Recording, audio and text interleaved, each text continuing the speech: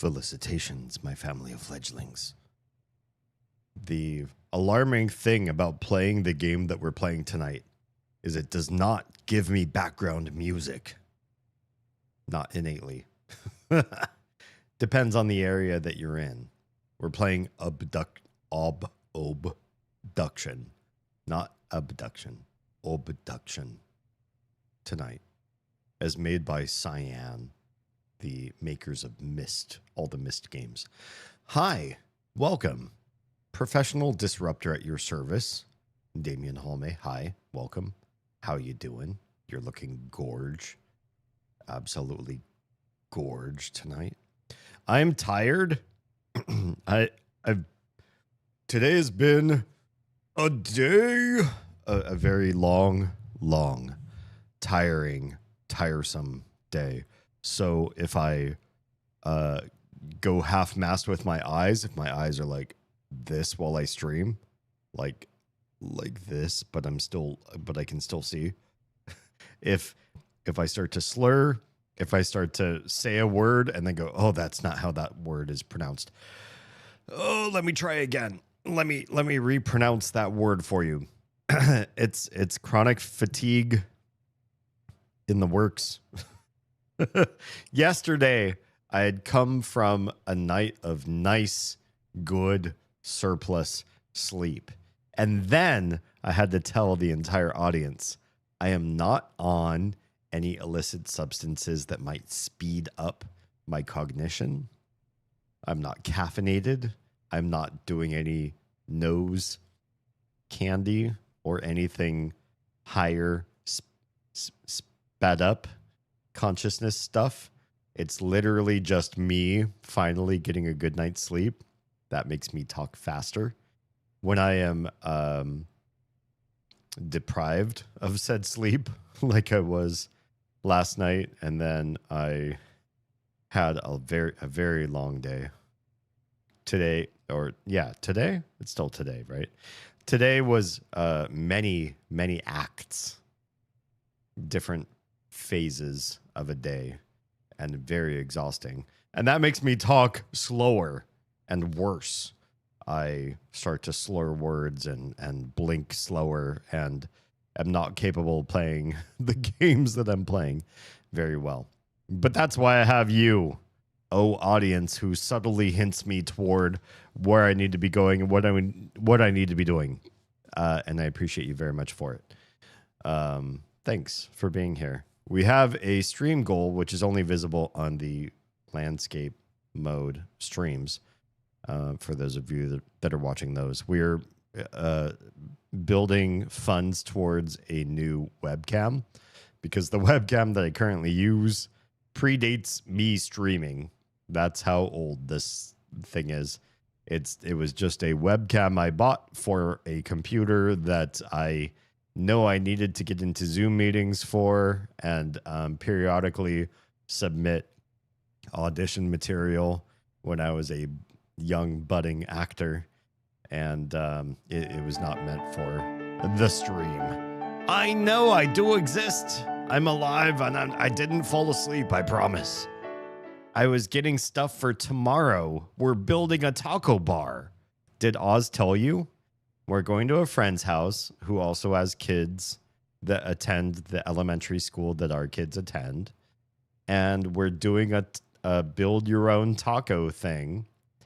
And so we're potlucking everything. So Oz and I are responsible for 1/3, because there's the family that's hosting the taco bar. There's our family, and there's one other family. So we are hosting 1/3 of the taco bar ingredients. And once I finally got my crotch goblin ready for bed, I dashed out to the stores. Of course, people are last minute Easter shopping because that's a thing. And I managed to grab all the things we needed, plus inventoried those things in our kitchen that we already had, which is an important skill so you don't get extra of something that you've already purchased and it's in the fridge or the pantry aging. You don't want to buy more of that. And yeah, we're doing a build your own tacos Easter. Is that normal? I don't care, really. It doesn't bother me if it isn't. But that is a thing that we're doing. Build your own tacos tomorrow.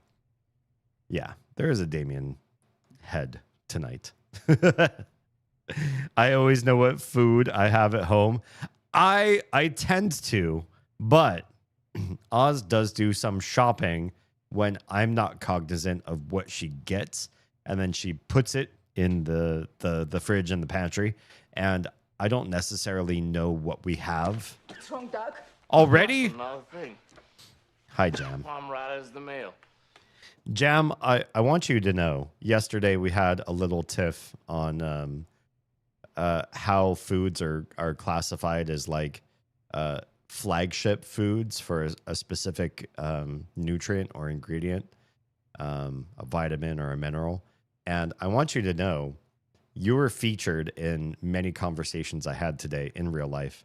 I went to a craft market that Oz was selling her earrings and wares to. Hey. And my sister came over from another town. She's like 40 to 45 minutes away from us. Came over to hang out with us, help us set up Oz's Blood Moon Menagerie sales tent, and then we went and took the kiddos to the park so that they didn't have to hang out at the market the whole time, because that can get boring. And yeah, our conversation came up. I hope you know that every time you say something that's controversial to something I'm saying, or you combat me in some way, I like that. I'm appreciative of that. I like getting into debates where the stakes are basically non-existent. Like nobody's going to get really butthurt over the topic that we're talking about, but it's still an interesting thing to discuss. Like, you know, why certain people attribute certain foods and minerals together when they're not necessarily like the prime candidate for that kind of stuff. And it's to me, I get excited whenever I can debate one side of the argument, and sometimes I even just devil's advocate just so I can get into a debate just for funsies. Yeah. So yeah, it was a good small conversation we had for the fact that many people flagship foods that are not necessarily the predominant, the highest value vitamin or mineral for a given category, but we see them as such. And I think just there are certain foods that we misattribute, period.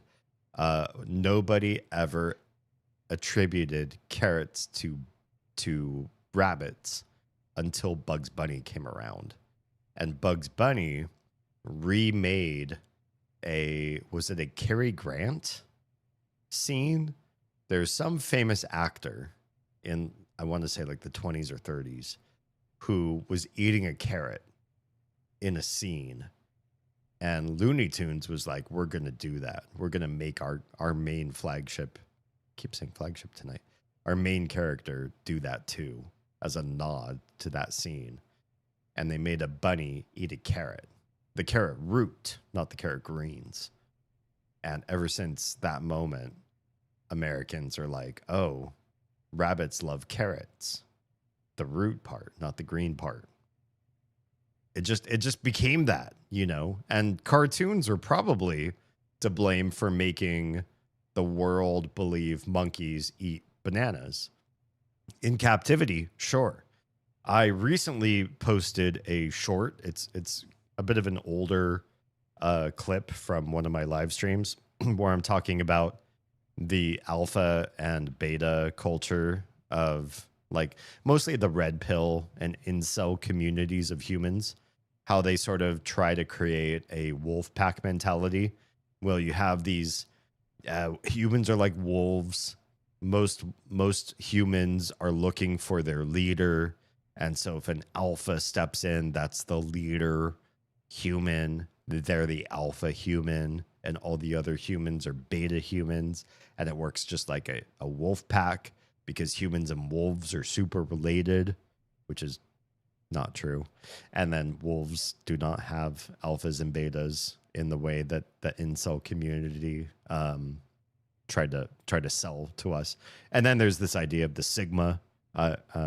According to my clip, I was really talking about sigmas at the time, and sigmas are like the people who reject the alpha beta setup, and they're just like lone wolves. They don't care about the pack. They're gonna live to the beat of their own drum. They're gonna be the iconoclast. And the alpha beta theory, the guy who made that theory realized that this was just something that happened with wolves in captivity for some reason, and that natural wolves don't have this. But then to make it more convoluted, they used the alpha nomenclature in wild wolves to talk about family structure. So a parent wolf, a father or mother wolf who leads their cubs and helps develop them and provides food, does the main hunts, and says, "This is what we do next," and the cubs listen. Those are also called alphas, but that's different. That's a separate rule set than the captivity wolves that were doing like a weird hierarchical structure that doesn't happen in the wild.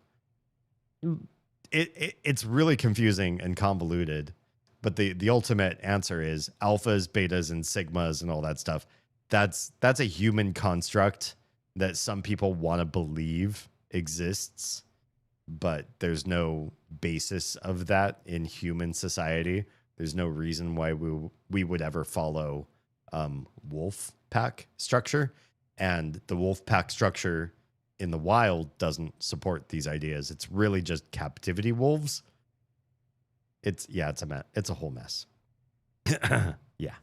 Let me let's catch up on chat, shall we?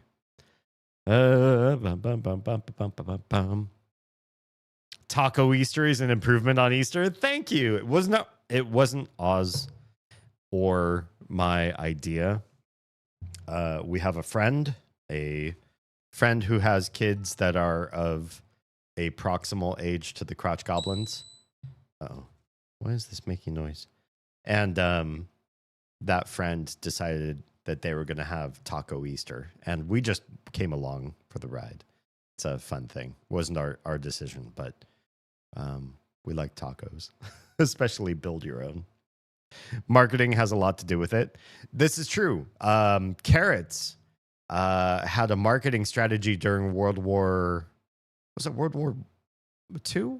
I want to say the British Army or Americans, or gosh, I'm really horrible at history. Somebody developed night vision and released a bunch of propaganda throughout Germany that said that their troops, either the UK or American troops, some troops were eating lots and lots of carrots. And because carrots have vitamin A, it was developing great eyesight. Which is true. There's beta carotene in carrots. It's not just a carrot thing. It's any food that's like red, orange, or that sort of color, especially vegetables. And in those foods, you can find beta carotene. Beta carotene converts into vitamin A in the body through digestive practices, and vitamin A can be supportive of eye health, but it doesn't let you see in the dark. But the propaganda sent throughout Germany, who was doing massive research in like occult practices and trying to find ways to develop the super troop, the super soldier sort of thing, so that they could win all the wars against all the other powers in the wars. They saw this propaganda and was like, "Oh crap, maybe we need to make a bumper crop of carrots and feed it to our soldiers so that they can also see in the dark." What was really happening is night vision had been developed. I forget which country developed the technology, And soldiers in World War II were some of the first people, I believe. This You are my dad. It's an Oz. Boogie, boogie, boogie. Am I signing a little up for gifted camp this summer? If we're pulling the trigger right now, I say yes. That's my vote. What do you think? I'm thinking especially because of who else is in the class that she should join, and that we should, if we're gonna do a trip to the West Coast, it should come after gifted camp. Yeah, what do you think? Yeah. Anyway, so the whole idea of carrots let you see in the dark was war propaganda to make Germany believe that it wasn't technology that was helping soldiers see in the dark. It was just food. It's first come, first serve. I think it'll be very supportive of her interests and give the little someone or tiny someone a one time. Yeah, I agree. I like that. It's the cigar guy. Wait, who's the cigar guy? He pretends like he has a cigar, I thought. Oh, so yeah, there are some. So Bugs Bunny is also related to Bugs Malone, a gangster of the eras that precede Looney Tunes and Merry Melodies. And so there is some carrot as a cigar activity with Bugs as well. There's some of that too, but I think initially when they put a carrot in the hands and mouth of Bugs Bunny, I think it was a Cary Grant reference or somebody similar to that. I thought it was curious, George, even though he's not a monkey, who like first started the banana trend. I'm not sure. My best guess is like, so monkeys eat fruit in the wild. That's a given. They also eat insects and a lot of other things. They're omnivores, right? Like many primates are. So their diet's not so limited. But monkeys and bananas don't necessarily live in the same areas of the world. And the monkeys that are predominantly fruit eater monkeys, they don't necessarily choose bananas if they are near them. But in captivity, people had a wide access to bananas. They're an easy cultivar. They're easy to mass produce, make bananas everywhere and give to every grocery store. And so zoos were able to have bananas on hand. And do monkeys like bananas if you feed them bananas? Yeah, they're sweet, they're fruity. It's a win. Monkeys love bananas if you feed it to them, but a wild monkey out in their natural environment is not a natural banana eater. That's the thing. And that's what's kind of weird. We sort of associate bananas as like, oh, you're eating so many bananas, you're like a monkey. But the reality is monkeys don't naturally go for bananas unless humans are saying, hey, I've got this banana here. Do you want to eat it? And the monkey's like, sure, I'll eat whatever fruit you give me. Gods, that alpha thing drives me nuts. The guy who came up with that theory rescinded it himself as nonsense later in life. Yes, it was the guy who made the alpha theory a thing. He also continued to study wolves and decided, oh, this is not a real natural wolf phenomenon. It turns out wolves don't organize this way in the wild. Sorry. And then he spent like the rest of his life debunking his own theory. And yet people cling to his old theory, the one that he debunked for the rest of his life, as though it's still a thing. And in my little short that I posted, oh, thank you so much for doing that. Appreciate you, Sam. I didn't even know you were there until you did a ban. Until I posted a short about alphas, betas, and sigmas, I didn't think anybody believed in that theory anymore, because I even mentioned it as sort of like a thing that just doesn't really exist. And then a bunch of people were like, oh, alpha wolves do exist. And I'm like, but they don't, right? Like, you know the studies, I know the studies, or if you don't know the studies, do a quick Google search before you leave a comment on my video, and then we can talk about it. So I started asking them, like, hey, can you provide a source? And nobody was willing to give me evidence that they had a modern, non-debunked version of alpha and beta Wolfpack systems, because probably they probably tried to do a web search and then were immediately debunked by any web service you do. And yeah, then they wouldn't combat me on that front. Anyway. Sigmas are the ones that raw dog airline flights. Wait, how do you raw dog an airline flight? I mean, do you just like go with no luggage? Is that what you mean? Because I've done that before. I can pack enough clothes for maybe up to a week in just one backpack and stuff that underneath the chair in front of me, and I'm good. Nothing in the overhead bins, nothing in cargo, and I'm good to go.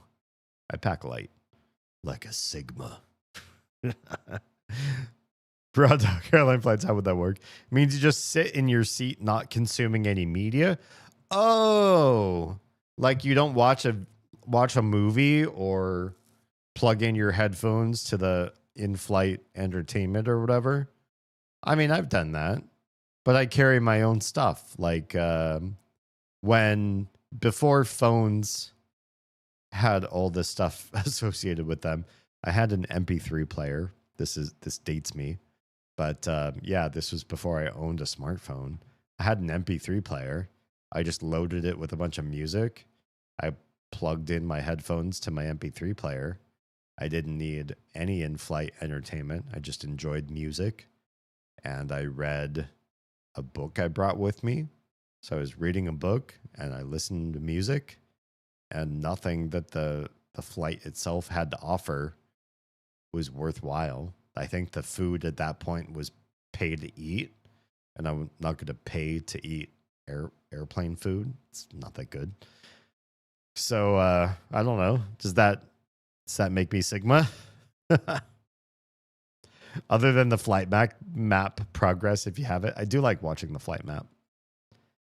But at the same time, it does sort of I feel like watching the map makes a flight longer because you're constantly aware of where you are in the path. Whereas if you're not aware, I feel like time passes faster. I don't know. Correct me if I'm wrong there. Groucho Marx. Yeah, I guess Groucho Marx always had a cigar in his mouth, or for the most part. He do so he did a game show. Groucho Marx did a game show. Whose line is it anyway? No, I think that was something newer. He had a show, something with a duck. Is that right? Groucho Marx had a game show. And I think I heard this story from Oz originally, that there's a lady there who had like a whole litter of babies, whole litter of kids. And this was an outtake. They didn't include it in the original show. But they kept it. They put it on the cutting room floor, and then they preserved it later because it was just so funny. But yeah, Groucho asked the lady, it was like, so how many kids do you have? And she said something like 8 to 10 or something. It's some insane number of kids, especially for that era. It's like, how do you raise that many kids on whatever incomes they were capable of providing at the time? And he was like, lady, I like my cigar too, but I take it out every once in a while. Something like that was the line he said.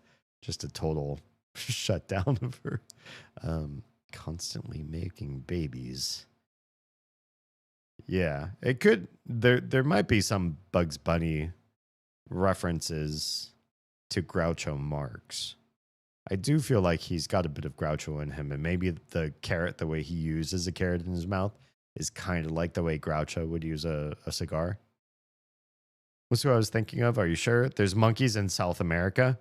Yes, I don't know why it is. You can do some fact checking on me, but to my understanding, monkeys don't generally gravitate toward bananas specifically, and I don't know why specifically. Or maybe there's like an easier fruit to eat, or they like higher protein foods, or what it is. But it's my understanding that monkeys are not generally in the wild banana eaters. Or maybe if they have bananas or plantains, it's not their predominant diet. So to conflate the idea that, oh, bananas equal monkey food. Monkeys love bananas. Out of all foods, they love bananas. I don't know if that's really the case, you know.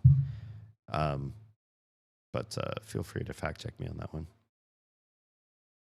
Plantains are not necessarily bananas that grow in the wild. Bananas are like a cousin to plantains, right? Is that right? Plantains are more like starchy and not sweet, and bananas are more sweet and less starchy. Just sort of different stats for the same kind of fruit. Apparently, plantains are not food for wild monkeys. Ah, gotcha. Parker, good to see you. They technically do, but they are called parents. The alphas, yeah. So in the non-alpha, beta, sigma theory, just in the way that wolves organize in the wild, they still use the Greek alphabet to some degree, and they call the parents alphas and the children betas. But it's not the same idea. Like if you're thinking of the human concept, the incel or red pill concept of this is an alpha, this is what an alpha does. They win the girl, they get the better job, they assert themselves. The beta looks for the alpha in times of trouble. Like, oh no, somebody fell unconscious in the office.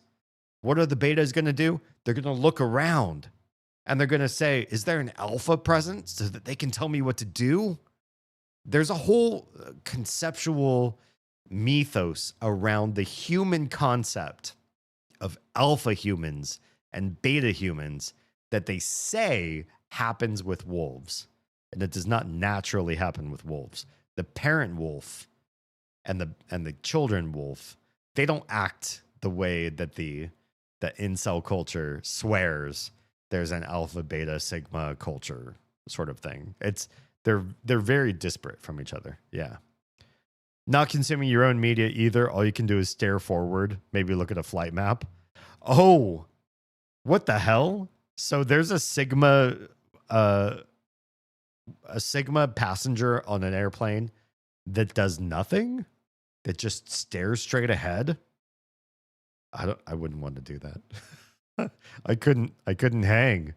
Flights are long and boring. You got to do something. Bring something to read. Do your own crafting. Are you going to be a writer or an artist, or like make something? Don't just stare straight ahead. Riel. Yeah, we were talking about raw dogging. We were. I can't believe that people do that. That they don't do anything during a flight.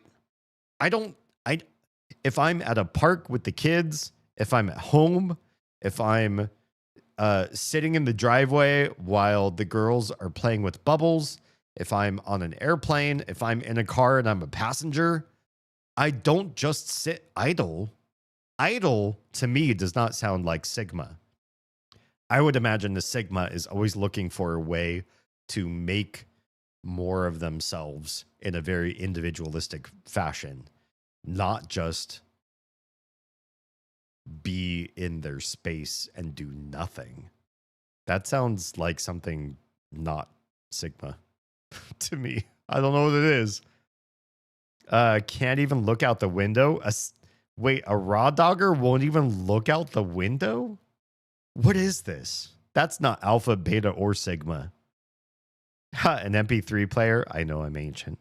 When I flew to San Diego to move there, I brought a Discman. Nice. I'm so glad I'm not the only ancient person here. The human concept was inspired by a retracted concept that the initial researcher doesn't stand behind. Yes. Yeah, we were talking about that, Parker. The idea that the person who created alpha, beta, and the whole thing were and omegas, right? Omegas are like the outcasts of the wolf pack. That this is all just sort of a contrivance of wolves in captivity, but it's not a native instinctual component of natural wolves. Yeah. And so he spent the rest of his life trying to debunk the thing that he asserted. And apparently he failed in some circles. That's why it's hard to raw dog a flight. I wouldn't do it. I don't care. I wouldn't do it. My time is money, friend. I'm going to use the World of Warcraft goblin reference here. When I have free time, if you call it free, if I have time and I'm not, if it's not certain what I'm doing, I will find a thing to make myself busy, to make myself industrious. It's going to happen. I'm not going to stare straight ahead and not consume anything. I don't even know the merits of why anyone would do that at all. Never. What's the point? Why would anybody?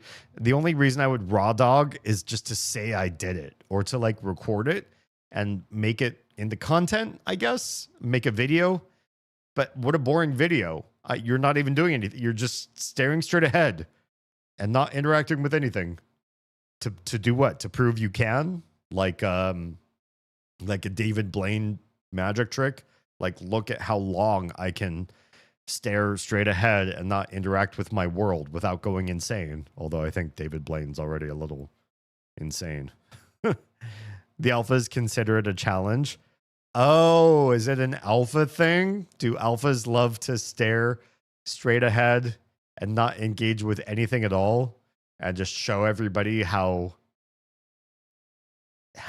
internally perfect they are, that they can be completely alone without any interface or engagement, but it's okay because they're holistically complete. I've done that on short flights, stared straight ahead and not engaged with anything. I'd still read, I think, at minimum. I don't do anything for half the flight, but that's because I have a very easy time falling asleep. Oh, that's great. If you can fall asleep on a plane, I think that's a win because that's just free sleep. Like somebody else is doing the driving.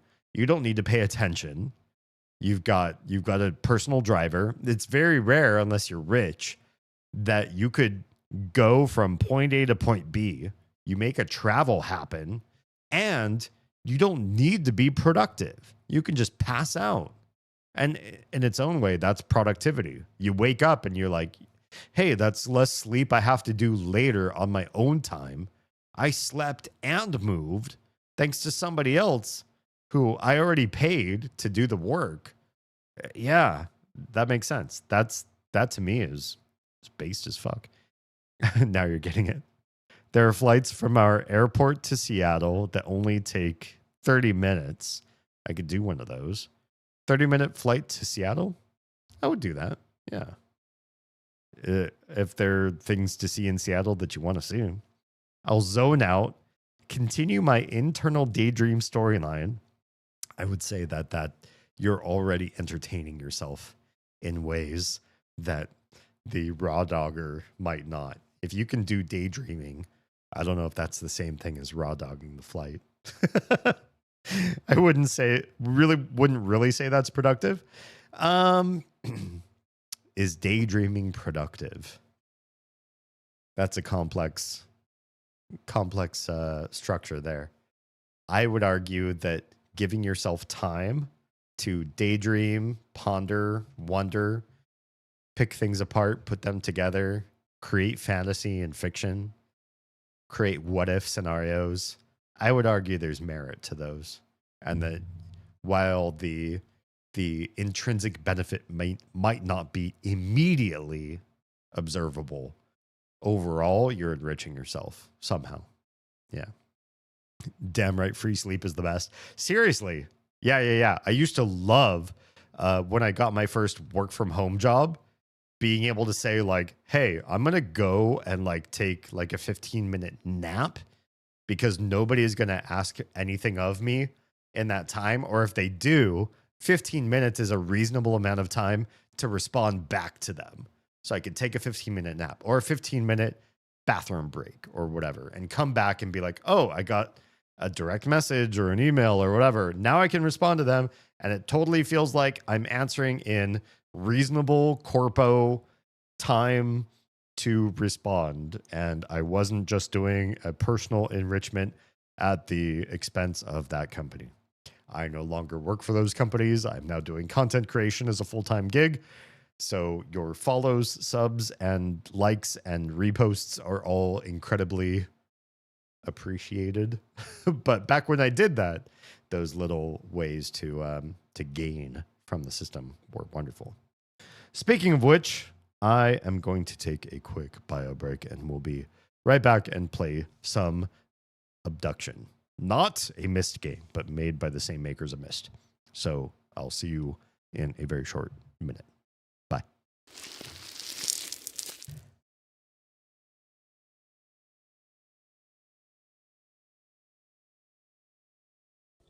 I wonder if somebody clips what is going on. Will my voice stay deep? Or will everything like unphase itself? Makes what? See, but you have to hit a button to do that. I've got perma deep.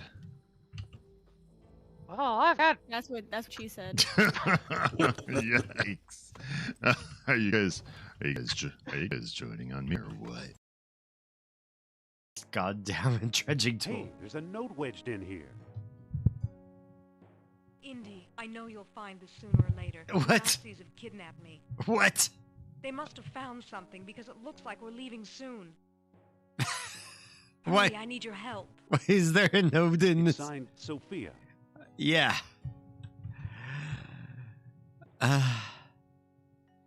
Did this seriously just happen? Did this seriously just happen? Sophia. You put your note in a shovel, Sophia. Okay. All right. What are we going to do? All right. Sophia. Just do it. Shoot her right in the... Take the shot. Right in the tit. Take it. I want you to do it. I shoot you right in the left tit. There, do it. Oh, he ducked. He ducked. You duck? It's still coming out of your mouth. What? Yeah. Yeti, is there anything that when you are with somebody or sharing a household with someone, you insist on doing because you think it is a role that you absolutely need personally to take on? Besides making porn. Uh-oh.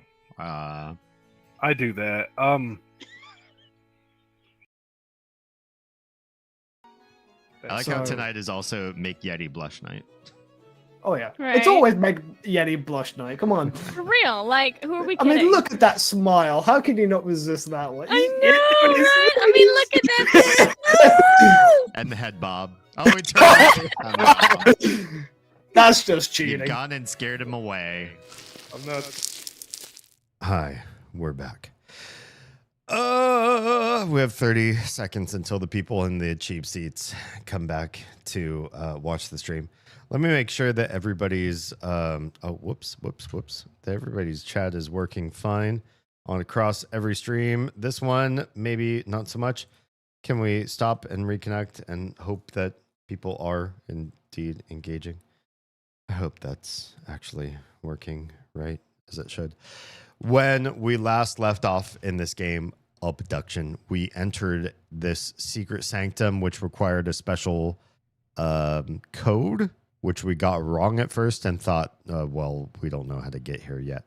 Oh, my body is right there hanging out in the doorway.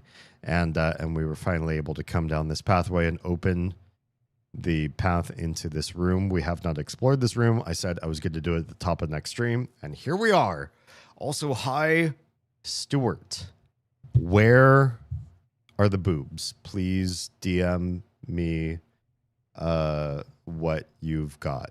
Cause, well, you're going to show me yours. But yeah, I always respond to that word. I've gone over 200 stream streak, but suspect it has been lost to the void according to Twitch. Yeah, that's just... It's a beta feature. That means they can say, well, the reason why it's not working so well right now is because beta. Yeah. Sorry. That's just how that thing do. Still working on Oz's stream. Oh, what are we doing on Oz's stream? Pray tell. Oh, doing the stream streak thing. About to hit 95. Nice. Yeah, stream streaks are really rude. They're really bad at what they do. There is a way to make myself run instead of walk, but I feel like this is constantly turning itself off. Where did it go? Where did you come from? Where did you go? Cursor mode, invert. Simp, shimp, shrimp, shrimp, shrimp. Where's my auto run? Or where's my... I run by default and I hold the button to not. Because I thought it was here somewhere. Character, subtitles. Where are you? There's a setting for this. I know there is. I don't want to invert. I thought it was a setting thing. And I thought I naturally had it. Always run, caps lock. Oh, I just need to hit caps lock. I can do that. Speed is on run. Much faster. Much better. So we've officially unlocked this area, which is apparently a propaganda office for this guy who's trying to run for mayor or something. Joseph, what his name might be. Wow, 3 stream streak, Troa. Congratulations. 3 whole streams that Troa has not missed. We all know this is a blatant lie and that he's due way more than this. But at the same time, as I understand it, the higher up you go in stream streaks, you don't get more channel points. That 350 bauble channel point redemption or channel point reward, that's it. You just get that repeatedly. So it's not really, it's not a good system. Even though they implemented it, you could watch that number rise and it's not worth anything. Not just boobs. Oh, but I did post a muscle mommy on Pride. I'll have to check that out after stream. Maybe the last print I'm able to do for a while. Oh no, your printer is dying. What's going on?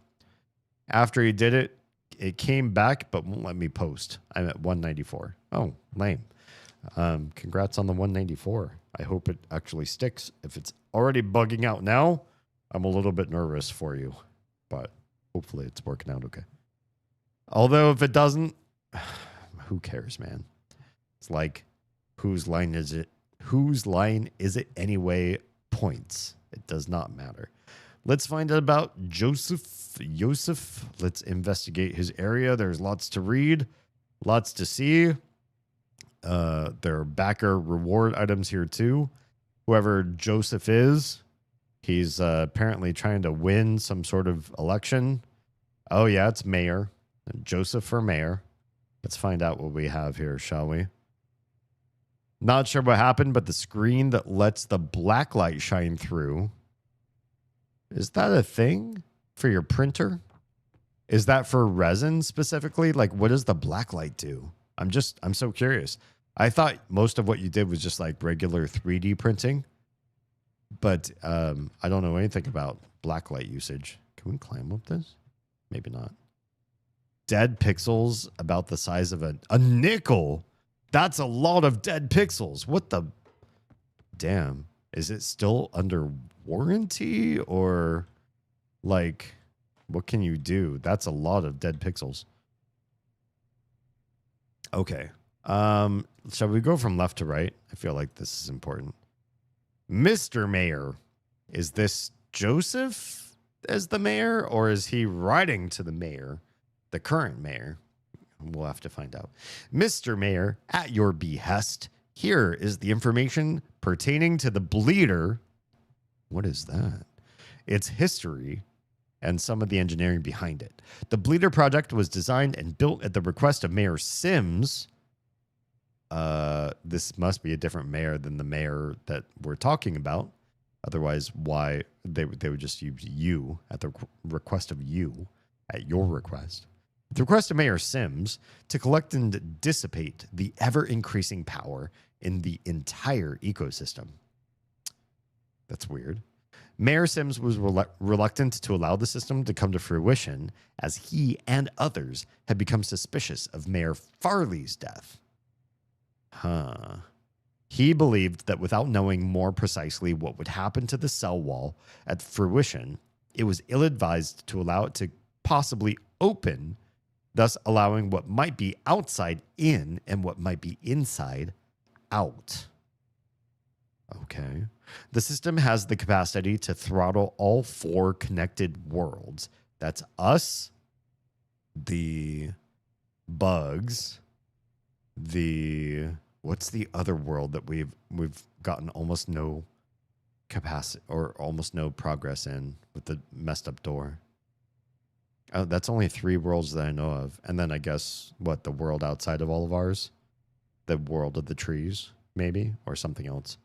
The idea, as you are well aware, is to suppress the ecosystem power and thus inhibit full maturity of the trees.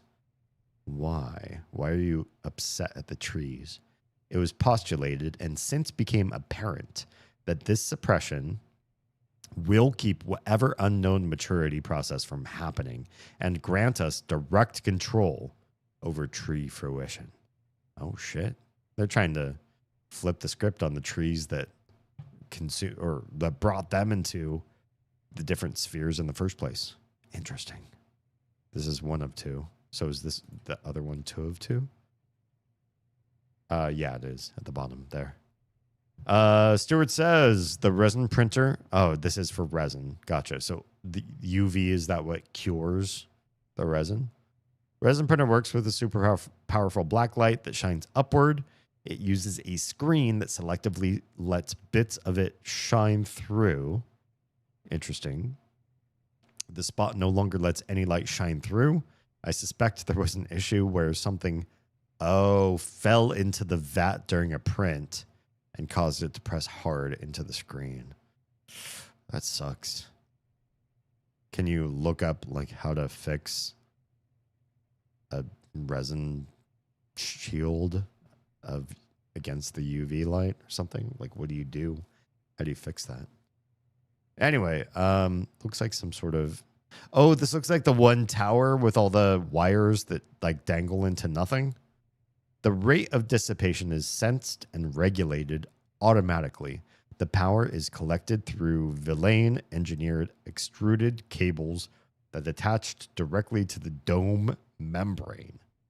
So they weren't just floating, they were touching the edge of the dome and getting something out of it.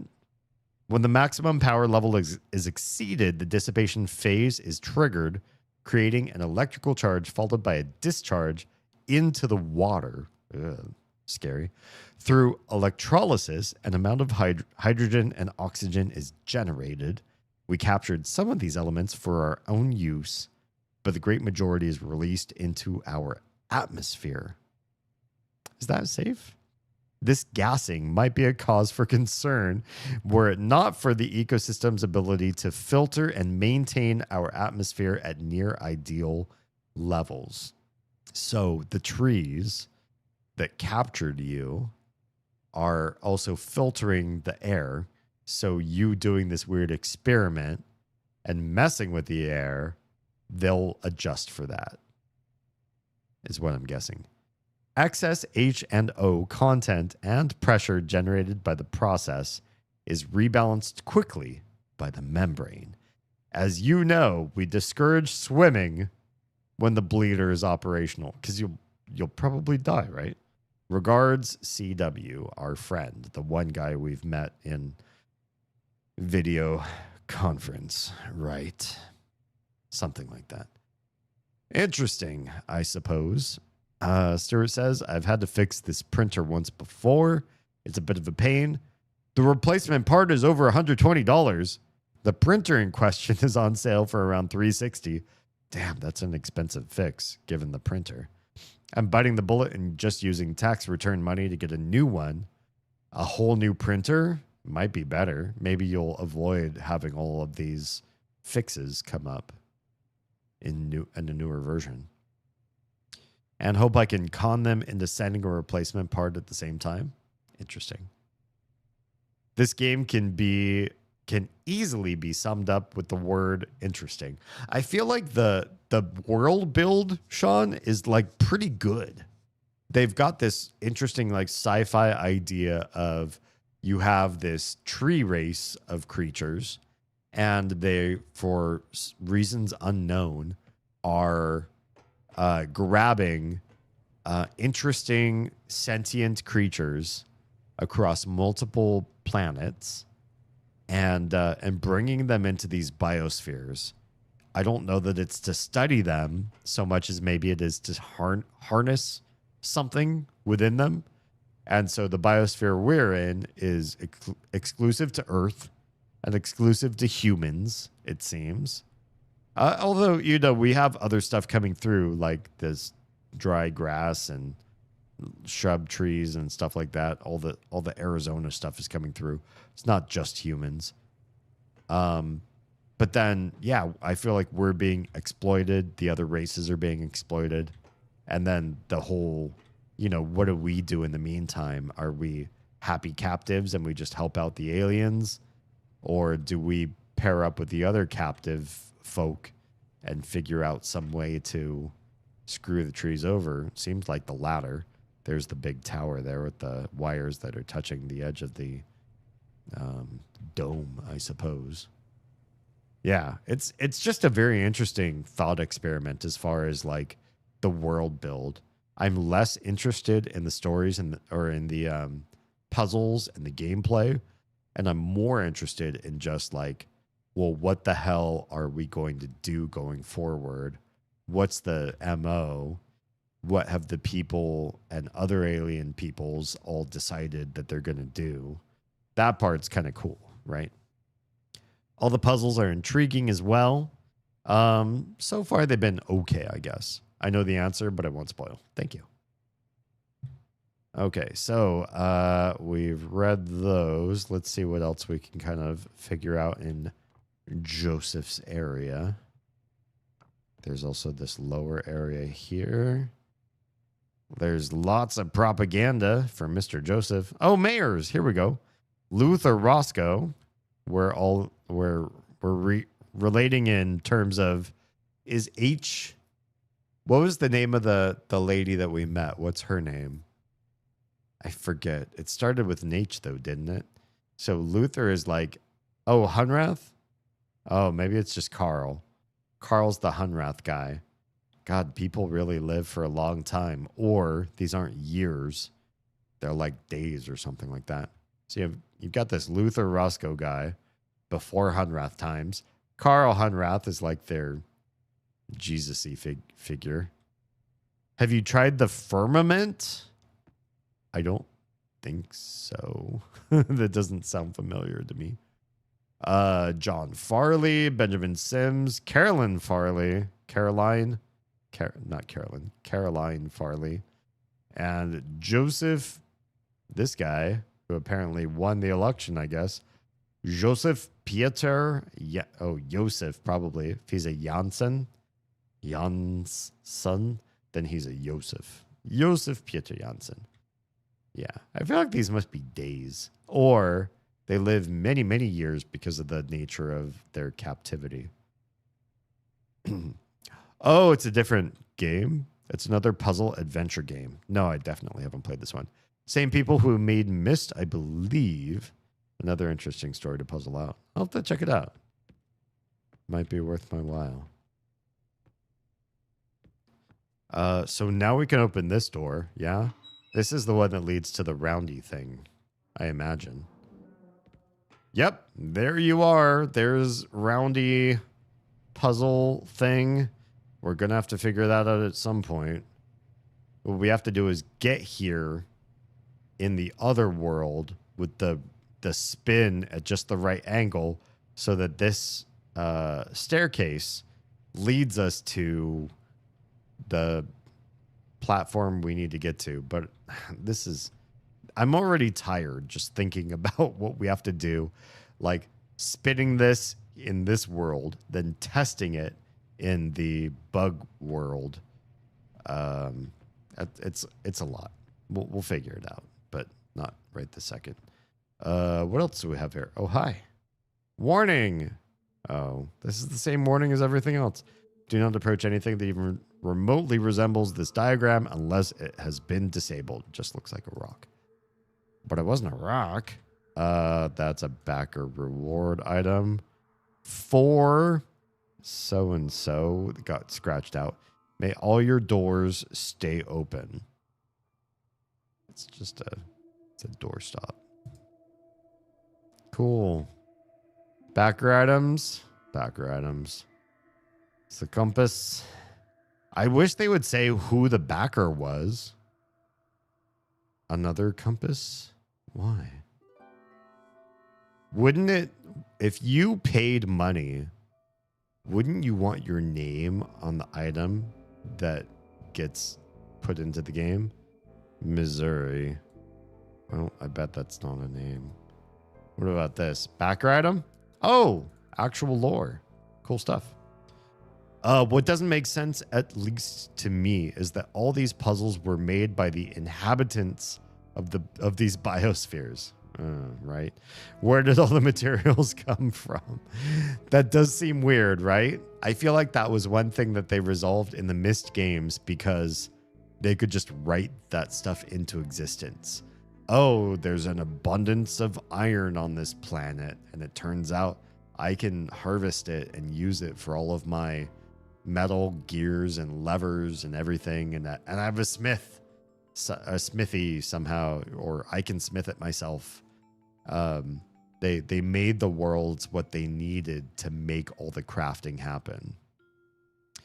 But in this world, where does all the late tech come from? Not the stuff that got transferred over, but the stuff they made out of it, right? 17125H after Hunrath. Special Council, Session 2, discussed final approval of Farley's plan with regard to the imminent attack. Oh, this is getting close to the attack. The full council vote was unanimous, and I gave my final approval. Preparations update. Farley says that tunneling is almost complete. What tunnels? FAM informs us that the Villains just completed their construction and have started testing. Interesting. 1 year later, or 1 day later, depending on how the time frame goes on this, Special Council Session 12. No one attended. I will inquire as to reason for their absence. Then one number higher than that, it appears that the council members feel like we're having too many meetings. Now I feel like this is kind of like a 1 day. Like each one of these is 1 day. Since the plan has been approved, perhaps we can reduce our meetings to every 2 days for now. Yes, it is. It's days. While I was asking Cecil about his absence, I also inquired about securing the tower area. Is that where we are now? 1 day later, even though they said they're going to do 2 days between meetings, Special Council Session 13, Cecil will provide a new key code for the lower lock in the next few days. Cecil was concerned about any survivors not having access. So it was decided that we would conceal the code in Farley's house and give the residents the location as they were being chambered. Chambered? I also had him change the upper tower access code. Interesting.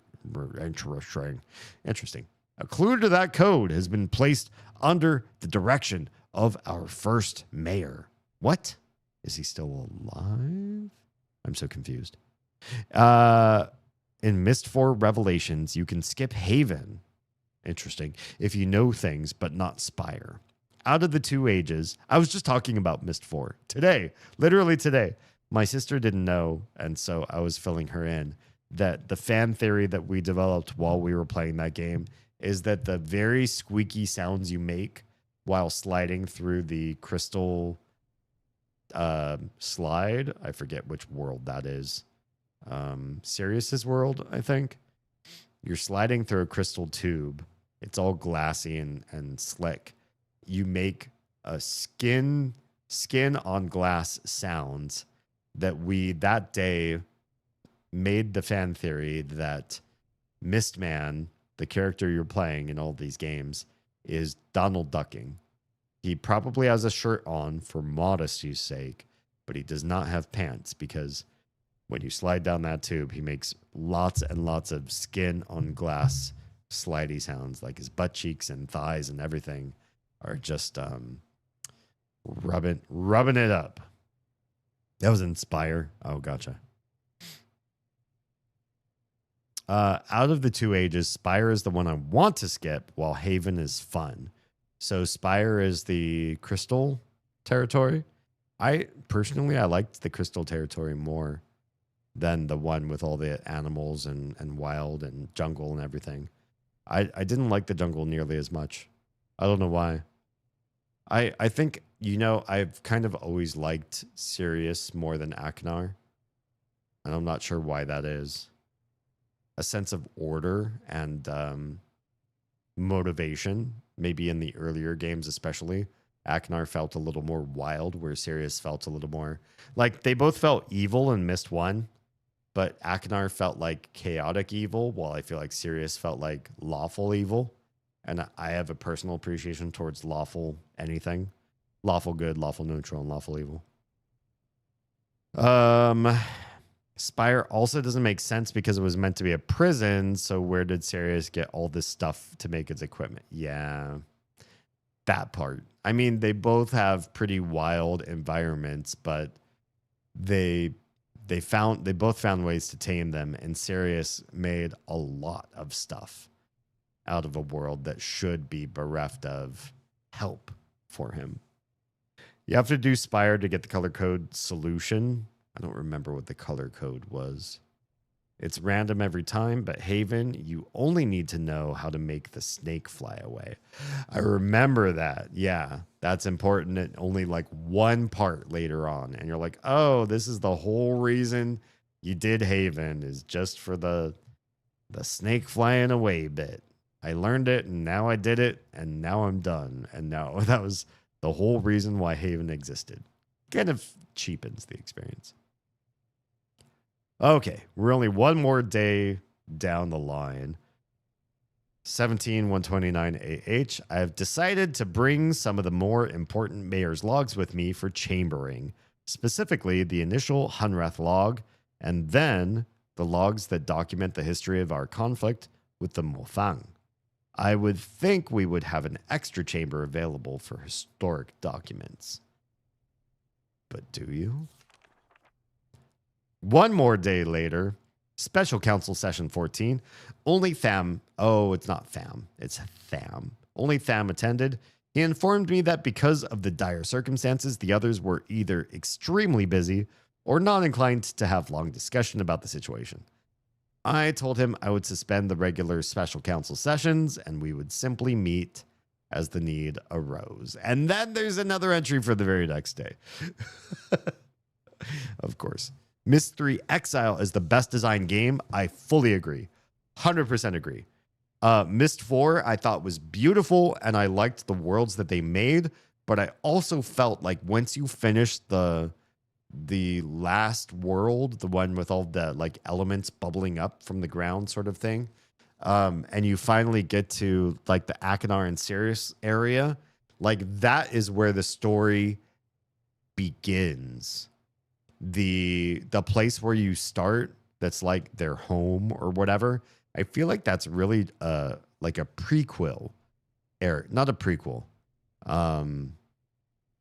It just feels like a prologue sort of area. There's not a lot to do. It's kind of like a tutorial session, and then you just learn a bunch of retcon shit. Like the two areas, Spire and Haven, just feel like we're gonna retcon the suns for you so that you don't feel the same way you used to feel about them. So they do a bunch of retconning, and they give you, some special lesson that you get from each one. And then you go to this new world, and it's confusing and hard, and I didn't like it that much. And I don't feel like you learned a whole heck of a lot there. And then you find Sirius Aknar and their sister, whatever her name was, starts with a Y. And that feels like the real story, the actual conflict of Mist 4. Near the end of the game, the whole, the main story, which is generally about H's family in the first place, right? The big conflict is, hey, we've captured our sister and we're going to force this event to happen. And then you're like, wait, hang on. I've got my own ideas to share here in this moment. And then you change the course of events with your actions. The real meat of the story is 20 minutes or less. And everything leading up to that part was not really consequential to the mythos of the world so much, in my opinion. Or it tore down old mythos and replaced it with new mythos, all of which was not that interesting or important in the first place.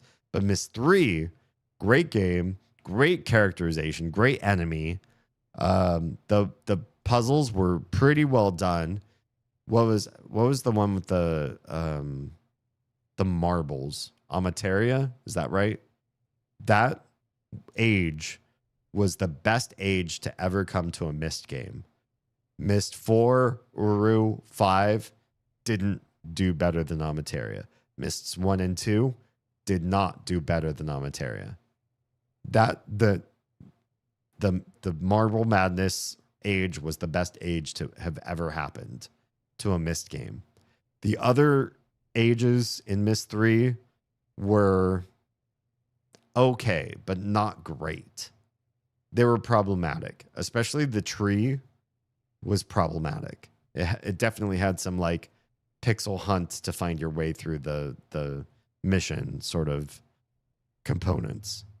But the villain, whatever his name was, the guy that did the voice of Chucky in Child's Play, he was phenomenal, and Amateria was phenomenal. Yeah. Mist 3 is the only one where foreknowledge doesn't let you skip anything. Oh, I like that. Yeah. As a kid, I couldn't decide which brother seemed good and innocent. No, they're both awful. As an adult, it's so obvious that neither one makes sense. If Akinar was sane and good before being imprisoned, he clearly went insane while being imprisoned. Right, definitely. Well, Sirius didn't change. Sirius? Is it Sirius or Sirius? I forget his name. Sirius? Didn't change under the exact same circumstances, which means he was always insane, just in a different method. Yeah, they're both pretty awful in different ways. Amateria, yes, best exit from an age. Oh, yeah. The exit is the best part. Not only were the puzzles sane and sensical and they actually had rationality to them, you did not need to know external knowledge to beat Amateria, which that's an important function to me in a game. I recently posted a short on my socials complaining about needing external knowledge to solve for something. But besides that, all the puzzles were actually rational. They required you to think about the world in regular ways to solve. But on top of all of that, Amateria also had a celebration at the end. And I don't feel like that was common in Mist. When you beat an age or you solved a particularly hard puzzle, the game didn't help you celebrate. You just moved on to another area. And they hoped that you exploring the world was enough celebration that when you beat something really hard, they hoped that was enough gift for you, which I don't think it was. Because once they gave the Amateria celebration, I realized I want this for everything I solve. And it hasn't happened yet. Yeah. Since it's not really a puzzle, just annoying. Oh wait, I skipped something. I only dislike the ring puzzle. Oh yeah, it's kind of annoying. Brad Dourif, that's the guy. Saavedro, yes. Brad Dourif was fantastic. He did a great job. People doing the cinematic parts as live actors in games, I feel is pretty hit and miss. And this is coming from somebody who I've played through the Remedyverse games now. Late. I came to those games late, but thanks to Stuart, he introduced me to them. And the actor plus voice actor for Alan Wake, first of all, very convoluted that they would do this. And then in Alan Wake 2, to make it even more convoluted, the actor who plays Alan Wake also voices a character that he also plays visually. So he visually plays Alan, who's voiced by another voice actor, and then visually plays another character that he personally voices. That's complicated. And then in Control, you have the one actress, I don't know her name, but she was a soap opera star, and it kind of shows. I feel like all the acting is kind of like, it's okay. The thing is, the Remedyverse games, the stories are so interesting and weird and just Finnish. I'm Finnish, American. And I love them for just being like weird Finnish stories. And Finland is just a weird, crazy place full of witches and witchcraft and swamps and cold. It's a weird country. It's a weird part of the globe. But the stories are really good for both Alan Wake and Control. I never played the Max Payne games. I don't know if they're worth playing, if I should go back and do them. But live actors in a game, I feel, are generally a little bit lackluster. And as much as I love the Remedyverse scripts, I feel like the acting is like, it's okay. But Brad Dourif was great. He was way better than most actors I've seen in a video game. He demanded that part. Good for Brad. They didn't beg him. He begged them. That's cool to know. That's very exciting. Good for him. Yeah. I learned something about the Predator movie. Oh, nice. The voice actor for Optimus Prime is the one who created the voice of the Predator.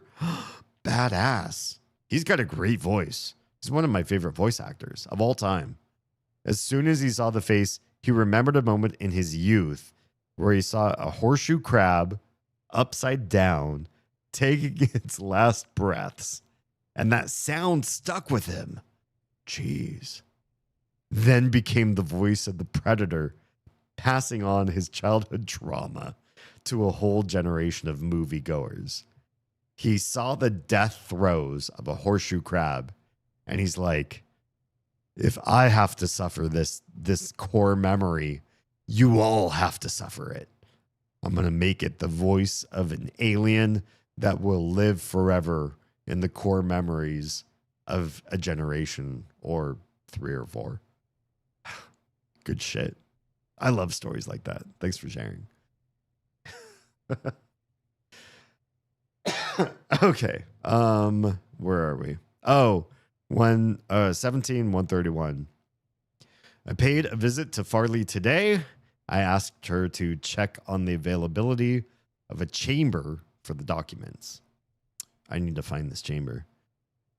4 days later. Wow. Okay, so we were doing day, but now we've had a bit of a lapse here. I spent the last few days collecting documents. I've divided them into 2 categories, chambered and vaulted. What does that mean? The vaulted are less important, but obviously worth making an effort to save. They can be moved into Farley's vault area. The vaulted category will also include any books that we've managed to collect through the years. Okay.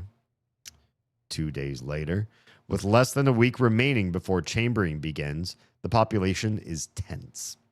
We've had several town hall meetings to try to answer any questions, but the realities of the current situation make it difficult to assuage fears.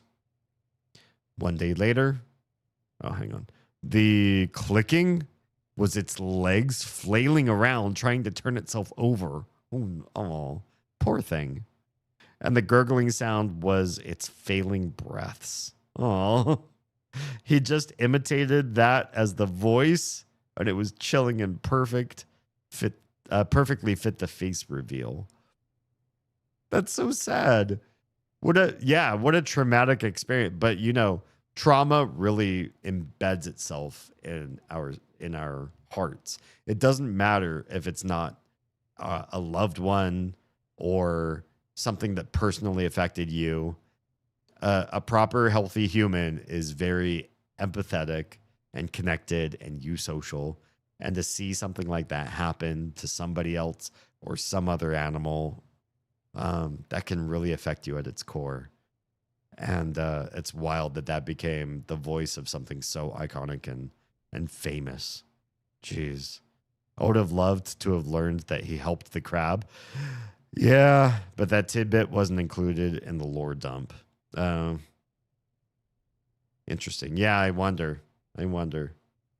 But at the same time, you probably don't want to know too much about the people that are like great actors or musicians or artists.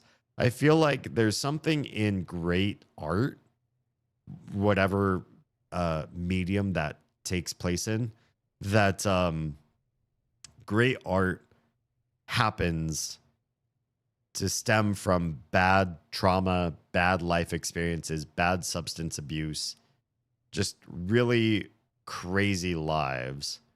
And so the less you know about your favorite art or music or whatever it happens to be, maybe the better, unless you can set that stuff aside and say, hey, this person had a really awful life and it was too short and it was awful and I feel bad for them, but they generated fantastic art.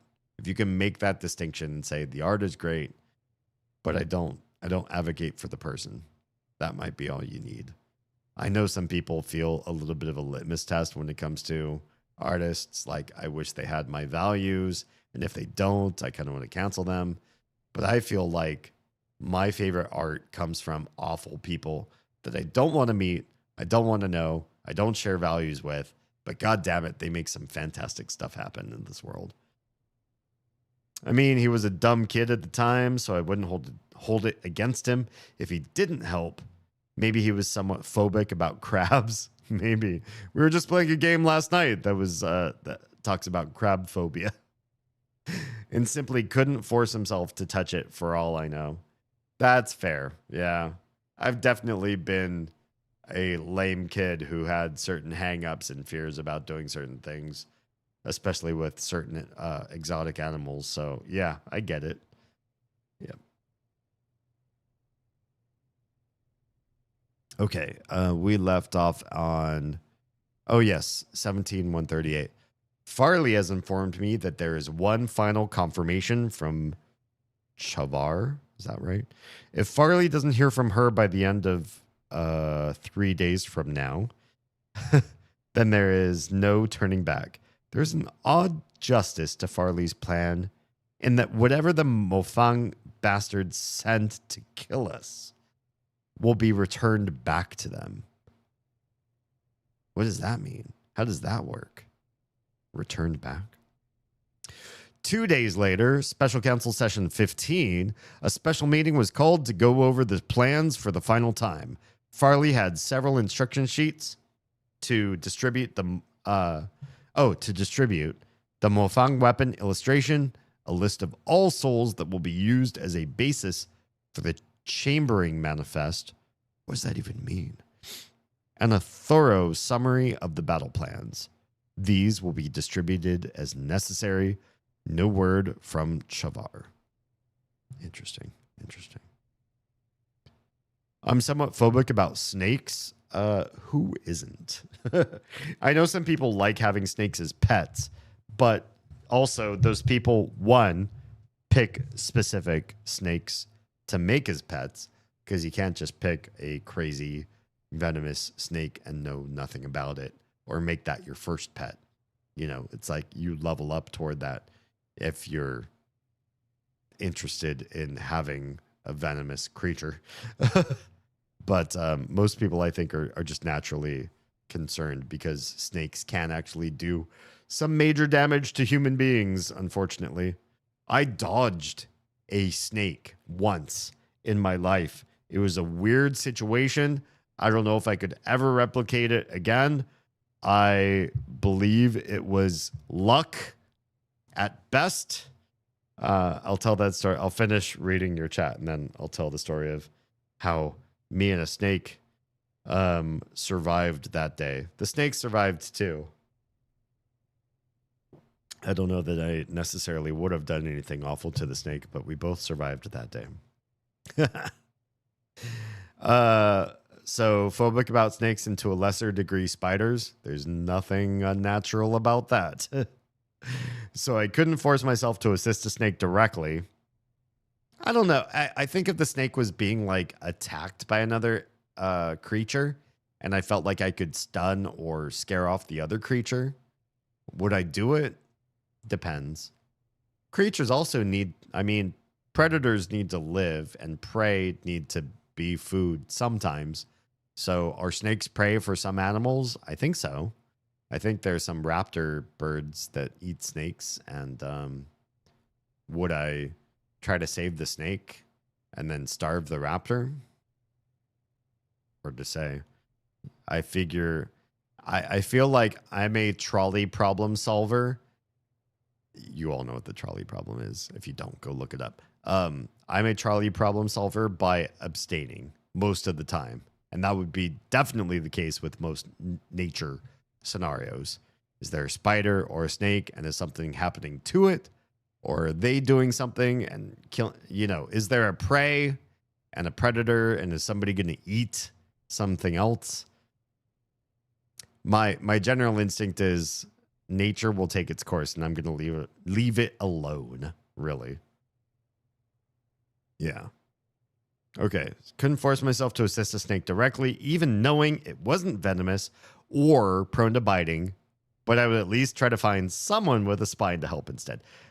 That's pretty social though. You know, if you know you're not a snake person, but you're around other people and you just yell like, hey, is there a, what's the word? Hematologist? That sounds like blood. What's the word for snake? Studying snakes. Let's find out. I want to figure this out.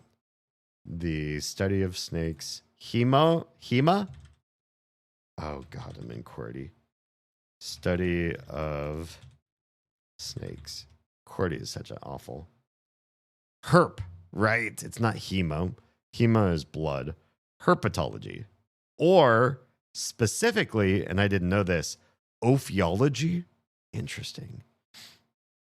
So yeah, you study herpetology or ophiology, and you're probably more prone to solve these sort of problems than I am.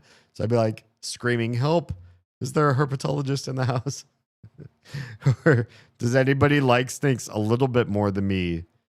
A modicum of more snake love than I have. Please come and help me in this scenario,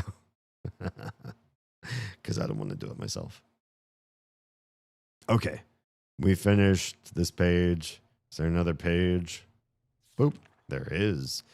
Wait, how many days later? 1 day? 1 day. 1 day later, Farley tells me that there will be at least one chamber available for historic documents.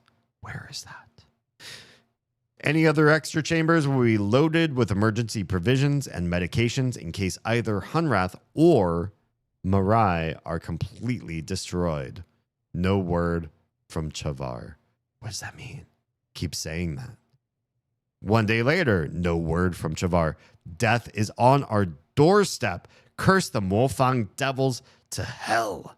1 day later, I am leaving to be chambered. This journal will remain here to inform any future souls of what our last days were like. But there is no more information. Damn. It's cold. What happened with the Mofang?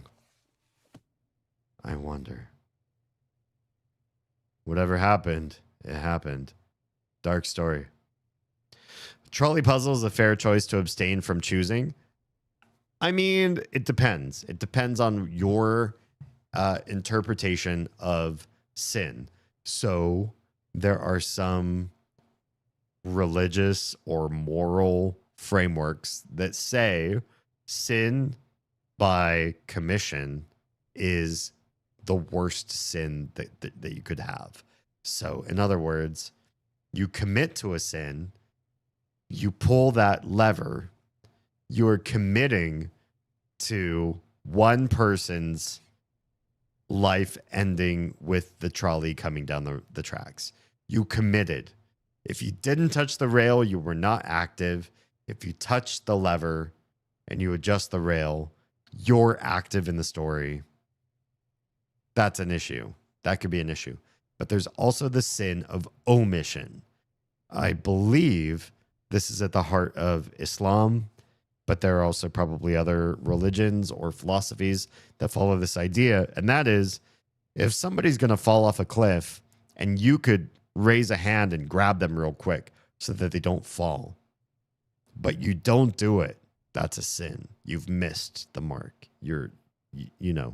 That's not the right choice. And same thing with the trolley. If you can adjust the lever, you have that permission to do so. And you can reduce suffering or create the minimal amount of harm in the scenario. It's your moral obligation to step in and actively act upon the world. If you don't actively act upon the world, your passivity is itself the greater sin. It's an interesting fight between, if I don't do anything, I'm technically not as responsible as I could be, versus I have potential and I didn't take it. And me ignoring my potential is its own sort of failure, right?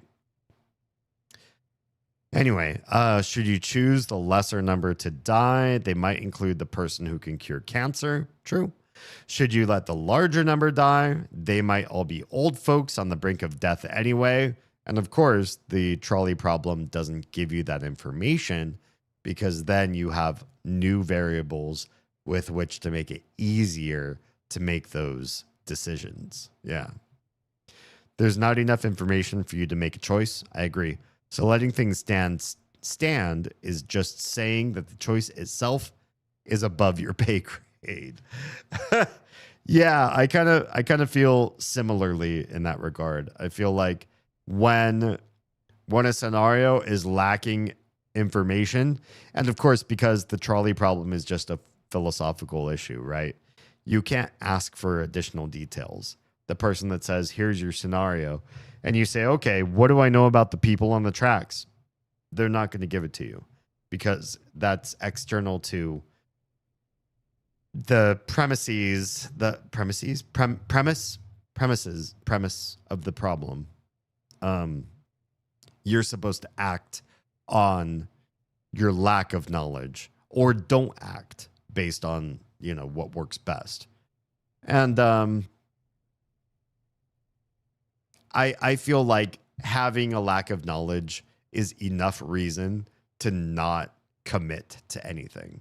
If you really don't know what you're going to be doing or enacting, if you step in and randomly cause new outcomes to happen, maybe don't do it unless you have real information. Here's a great example. I think it was somewhere in the Eastern Horn region of Africa. That would be Somalia or Ethiopia or something like that. The United States said, we see a famine situation in this area.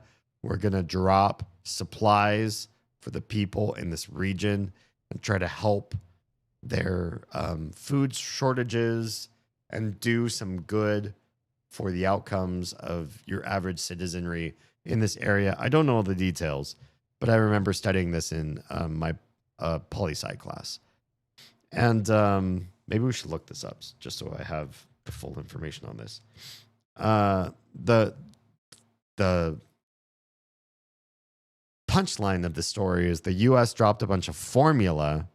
Oh yeah, it was formula, which the moms of babies fed to their kids, and then the kids didn't get like proper immunity or sustaining against allergies and everything. All the good stuff that you get from breast milk versus formula.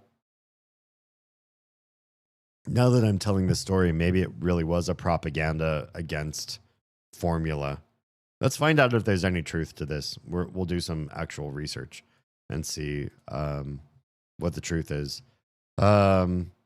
USA. Oh, God, QWERTY.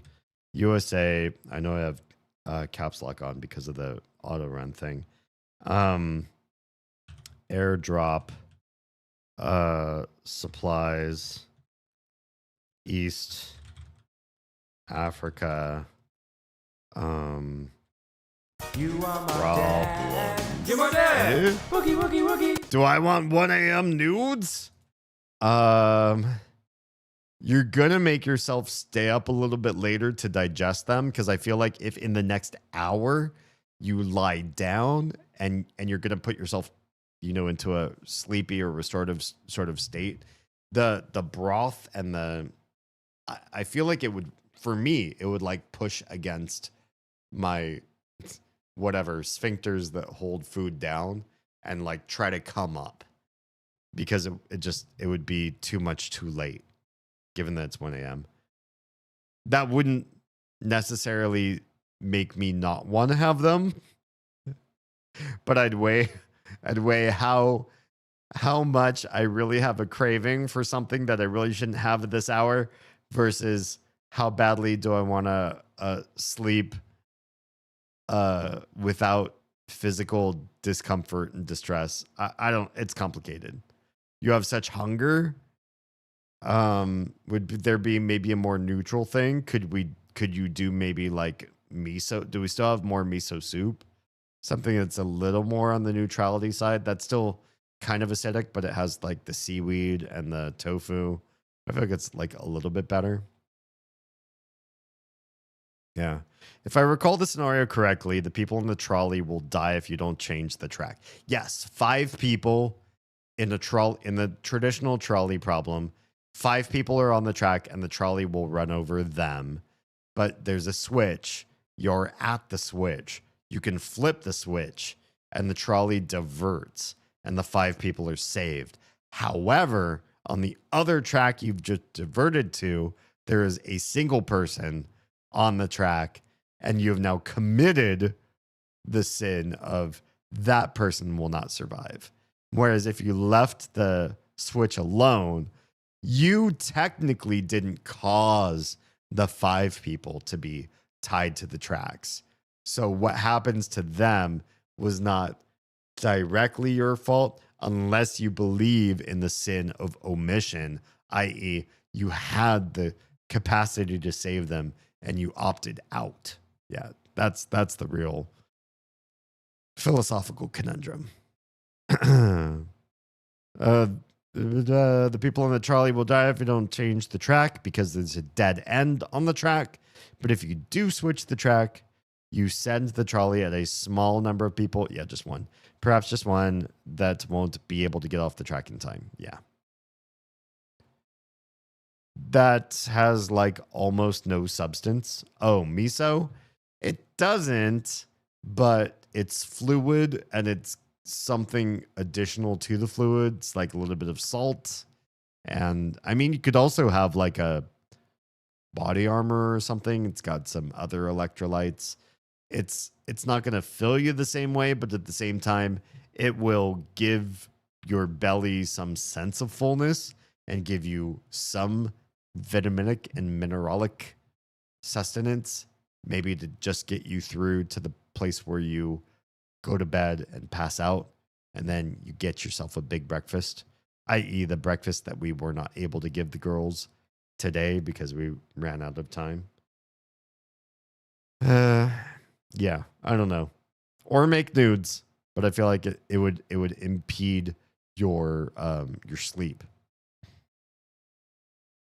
Tofu is a plant protein. Yes. So it actually lasts a while. So it will stave off hunger much longer than its mass would suggest. There you go. Listen to Sean or don't. You're an adult. You can make this choice. Okay. Do we do... I feel like this doesn't say what I wanted it to. 70s? Oh, can we say 1970s? I think this is what we wanted to research. Can we just look at the research article real quick? This just a skosh. Give me this article. Research.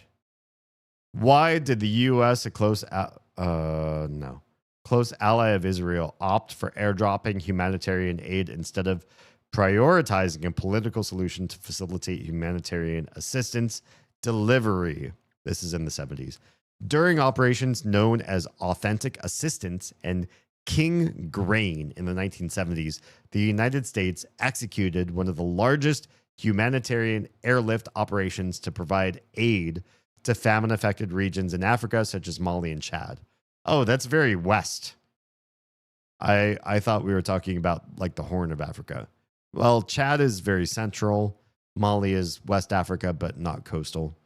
These operations were primarily in response to restrictions imposed by host states and warring parties, hindering aid organizations' access to affected populations. Concurrently, the United Nations also attempted to deliver humanitarian assistance through airdrops alongside similar operations conducted by national air forces. However, the effectiveness of these airdrops has been widely questioned due to concerns that this method often fails to ensure aid reaches its intended recipients. Because it's airdropped, right? That's a problem right there. Additionally, it is both costly and hazardous. This is not exactly what I was looking for. Can we say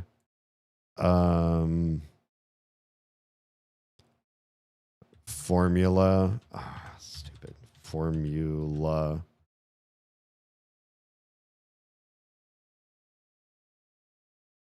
Give me the information I wanted. Not Gaza. We're looking at... Somebody told me about old Somalia or Ethiopia. USA gives formula to, let's say, East Africa airdrops. Yeah. Not in 2024. Historically, when was this? 1980s? 1970s?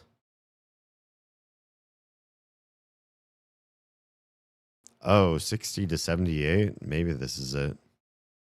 No, that was Congo. I don't know. I don't know how to find this out. Maybe you all can find this out for me. I just remember hearing like the U.S. tried to give formula to countries facing famine in Africa. And then we ended up creating this whole problem because what we should have done is feed the moms so that they could generate the milk so that they could then feed their babies themselves. And instead, we tried to just feed the babies, and it ended up being a whole problem. We didn't research the situation enough, and we fucked up because we tried to help, but minimally, and our lack of research bit us in the butt. I think that was the situation. But now I can't find exactly what happened because I don't remember enough of the details to research it. Yeah. I have a cure for sore throats. Can you tell that my throat is, that I'm losing my voice? I feel like this has been in the last week, 2 weeks, 3 weeks, probably 3 weeks, that if I'm particularly exhausted and I'm slowing down in my speech and I'm having trouble articulating my words because I am like getting so tired on stream, that my voice also starts to fail. My higher registers start to dissipate and my lower registers get scratchy and I start to just like almost have no voice by the end of my stream. I don't know if I'd call it a sore throat though. But something is happening to my voice on these streams where I haven't gotten enough sleep the night before. Well, there's more than one, but I only suggest the one I mentioned. Spicy hot V8. That sounds good. At room temp. I generally drink all my drinks at room temp, so that works. One can worth will kill the bacteria lining your throat. Interesting. Which is what's causing the soreness. It will subside for the majority of the day with just V8, really? V8 cans are usually pretty small too, right? Not as small as I just did with my fingers, but they're like smaller than other stuff, right? And will not come back as badly. Repeat till it stops entirely. The alternative is anything 100 proof. That's the one cure that I've been granted before. I was in Mexico and I got a pretty bad flu or something like that. And like every place we stayed, all the friends that we met, they kept wanting to like bust out their like special tequila. They're like, oh, I have this thing. We only open this bottle when somebody is really, really sick or we're celebrating something really big. And we're not celebrating anything big today, but D, you're sick. Have some tequila. And they would just, I don't know, they give me somewhere between 3 and 5 shots in like the middle of the day in the afternoon. I'm like, great. I'm going to be fuzzy tongued and confused and tired for the rest of today. I don't know what I'm going to do with myself. Thanks. But I do love tequila. Drunk. Sorry, whether I'm sick or not, tequila is just nice. Period. Yeah. I'm thinking of the standard soda can size. Oh, do they make V8 in like 12-ounce cans? Maybe when my mom was with us, I feel like she only bought the mini can version. And so I just assumed that was the only size they came in. But that's probably just an exposure issue. Neat.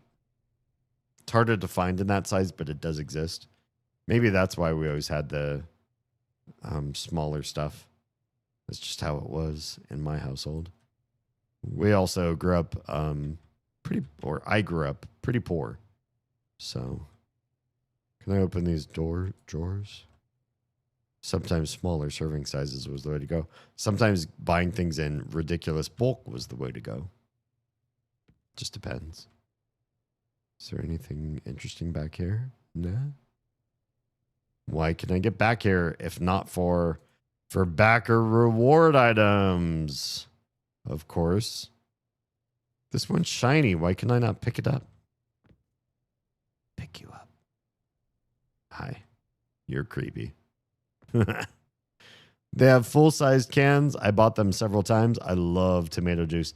Tomato juice is okay, but I think like V8 has extra spices or something to it.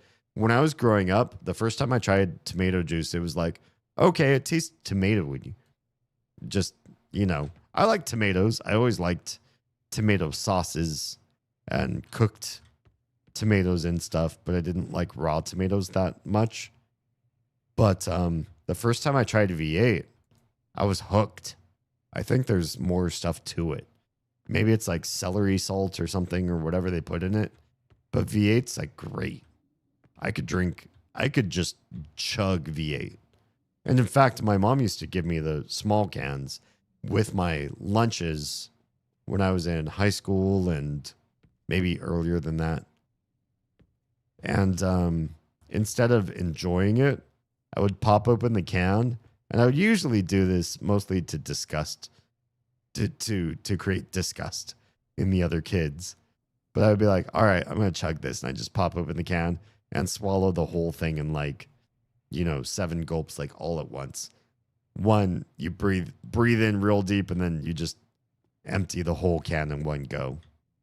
I think I did it just to fuck with other kids. Okay, first of all, what's this? Anything? Is that just the elevator call if it's not up here? All right, can we go up? Let's go up first.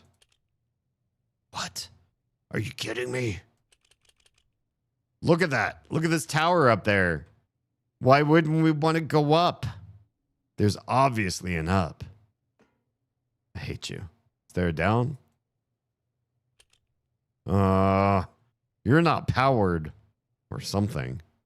There's stuff down there. I gotta figure out how to power you. This whole region does not have what I need. All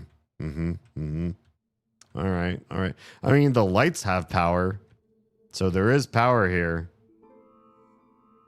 What's with the music sting? I did nothing. Why give me music? What did I do or not do? Well, we need to get down to the basement so I can manage this door. So I can get to the tree. So why don't you have power? How do we fix that? Obviously the lights have power. This thing has power. Can we manage you? Oh, is it the same number as this one? Oh, I don't even know. I don't remember what that number was. V8 is several plants. Yeah, I thought I remembered that. I just don't remember what plants it is. V8 splash. Any flavor is good. Is a good thing to keep on hand too. It's 100% of vitamin C in 8 ounces. That's a start. I feel like this is one thing that you have to know about FDA values for vitamins and minerals. 100% of your daily value of a specific vitamin or mineral, that's not a good amount. 100% is life sustaining, not life thriving. If you every day have 100% of your vitamin C, you're just getting the amount of vitamin C to not be sick. But if you want vitamin C to make you more than just not sick, but like healthy, you should probably have more than the FDA value. Yeah. Oh, whoops. Pressed that button I shouldn't have pressed. Constantly making pictures that I don't want.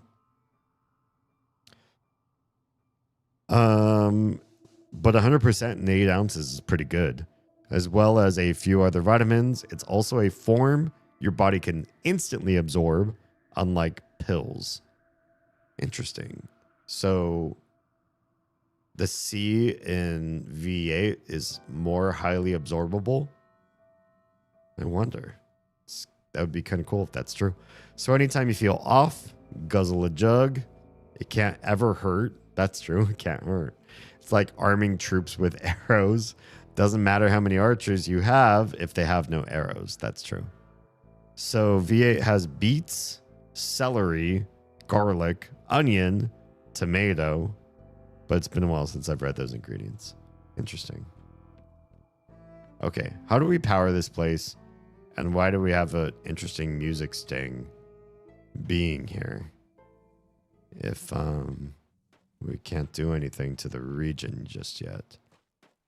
Do you have power cables that reach our friend here? I want to get up there. I feel like there's something right there that I want to come see closer. Who just started streaming? Yeti started streaming. If you haven't started to follow It's Lord Yeti, please do. I've never even sat in on a full Yeti stream. But he's just he's dark music guy with a heart of gold. And I love that guy. Let me click this. So you need power. I want to get you power. You get power through this. I feel like this part needs to get powered. So it's this cable that leads in there. And leads this. How do we make sure this is disseminating power to everything? It looks like everything is powered. What could not be powered here? What's the red line for? We don't know the red line. It's red though. Why is it red? Can we fix that? How do we get in there again? Does anybody celebrate? Oh, jeez, that thing freaks me out. Does anybody celebrate Easter? As an adult, do you do Easter things? Curious. I think I need another quick bio break. I'll be right back. We'll figure this out on an empty bladder. See you in a bit.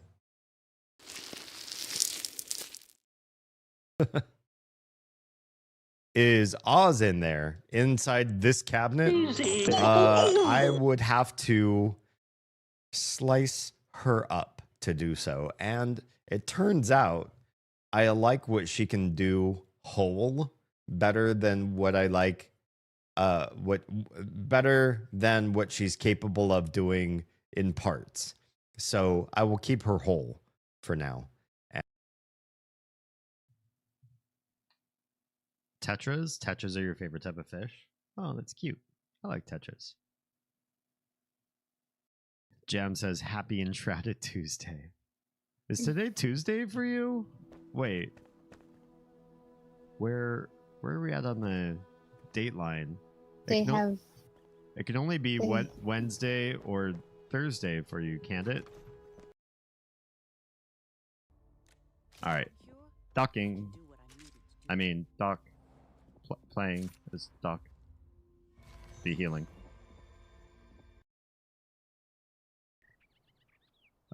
It takes a while for the dildo to to rise. Not sure I'll mess with it, but it sounds delicious. Yeah, we're looking up dildo recipes, apparently. Womp womp.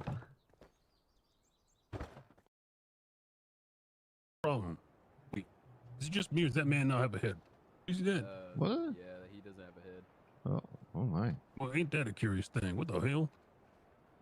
I'll be damned. These city folks, I don't know. I can't keep up with the fashion. I seen a lost something. Y'all seen my head? Weren't you the fellow who was on the train? You know, honestly, as somebody who's looking to turn this into a business, I would follow those kind of footsteps where I would just try to look for whatever maximizes my profits. Except I would hate myself at the end of the night. I would actually tear myself apart. I couldn't just take my money and like rub it against my face and feel better. So I've got to follow a different sort of policy for me. Once again, rage bait works. Yeah. Yeah. It's still engagement, whether you fucking hate it or you fucking love it. It's true.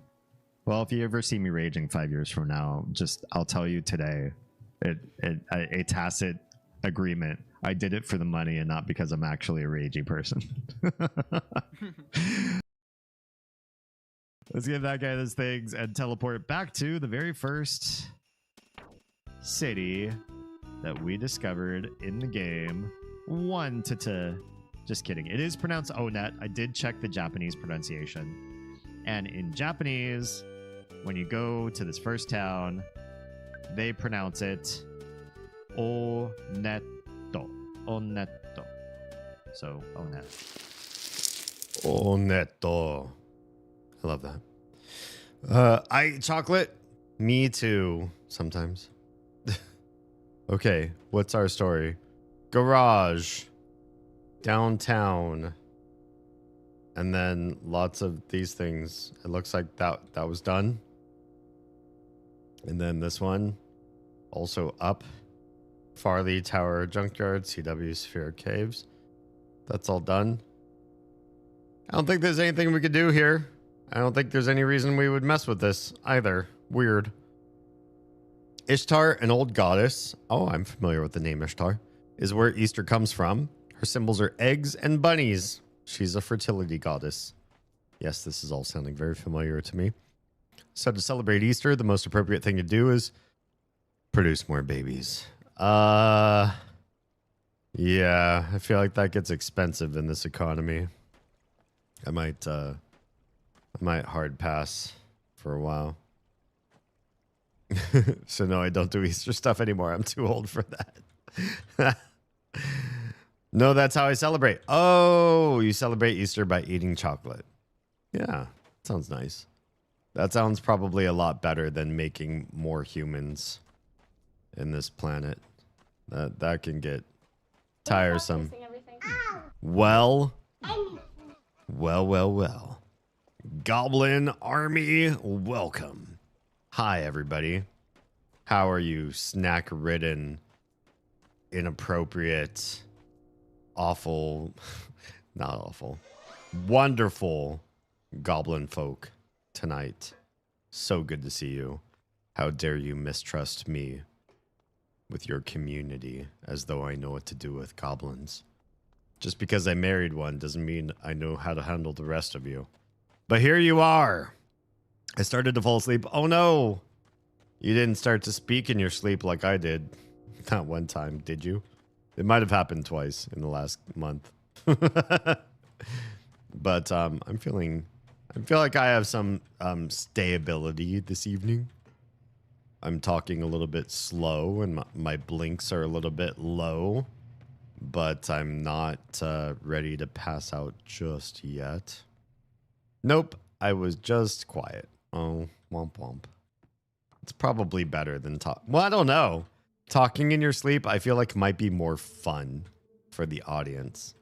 Like, hey, if we keep watching, we're going to hear Oz say some really crazy shit because she's going to start talking in her sleep, in her dreams. And for those of you that don't know, I have heard Oz talk in her sleep. And oh boy, sometimes it's really interesting, the stuff that she decides to say. It's unfortunate sometimes, but she does find interesting things to say in her sleep. I'm going to do egg hiding, item hiding. Sounds good. Good stuff. Oh yeah, like what? I can't think of an example right off the top of my head. Just it can be fun.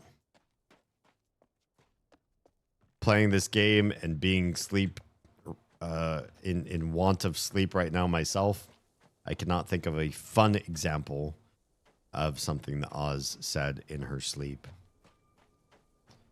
It's usually she responds to the kids in weird sort of ways. They'll ask, like, can I watch something on TV? And she'll say weird non sequitur stuff. Like, I'm going to make shit up because I don't remember off the top of my head. Like, you can't do that until we all eat and then fall back asleep or something like that. I don't know, weird stuff. Okay, do you think I should stick to upstairs hiding of the eggs and such? I personally would prefer it. I feel like that is the place I am most comfortable letting them do their search. It also gives them sort of a constraint, i.e. you don't have to search every room in the house. You just need to keep yourselves upstairs and then you'll find everything. Just, yeah, maybe track everywhere you've hid so that if they get stuck, we can give them mild hints or something like that. I might hide one or two on the landing. That's probably fine. Yeah. Yeah, I think that's good. For those of you in my stream that don't even know who I'm talking to, let's discuss the mother of my crotch goblins, my life partner, the streamer Voz. If I can type in QWERTY, I hate this. I hate playing games in QWERTY, but here we are. Speak up, the old man can't hear your insults. I'm sorry. Is this better, Waka? Hey! Loud. Can you hear me now? Oh, God, the pain.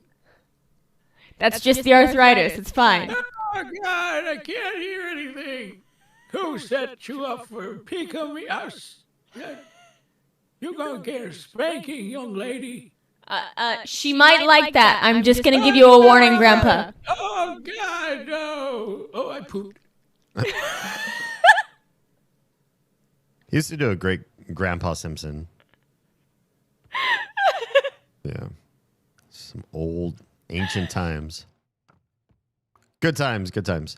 You should just play the most recent YouTube shorts. I don't know how to make that into a stream thing. That would be interesting to try. I need power. But I'm not quite sure how to make that happen. Maybe it's on the other side of this. How do I get over there? Out this way, probably. And then there's probably a path to get over to that side. When it's time to start training kids/teens to clean their own rooms. Oh, we're already there. Trust me. We're at the let's train our kids phase. Start hiding money in places they should be cleaning. Oh, that sounds expensive. If they don't do the cleaning, you go in there in front of them and reclaim the cash. Ooh, that's pretty brutal. Like, all right, well, I found $1 here, and so therefore you didn't do this area very well. And the kid's like, no, I thought I cleaned properly, but you've made this it obvious to me that I didn't get everything done. All right, how do we get up there again? Okay, this is already perma stairs. I don't have to do anything to get to the stairs. I can get to there easily and quickly from here, but we're more interested in figuring out what the heck we need to do to access more of this tower.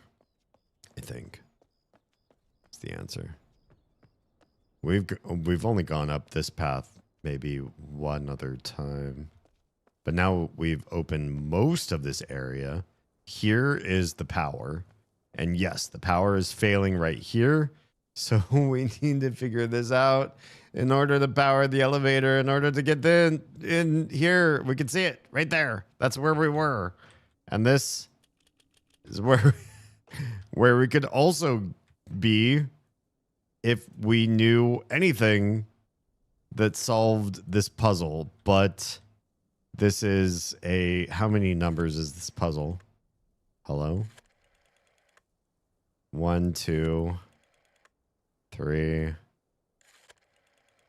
4. It's 5 numbers, isn't it?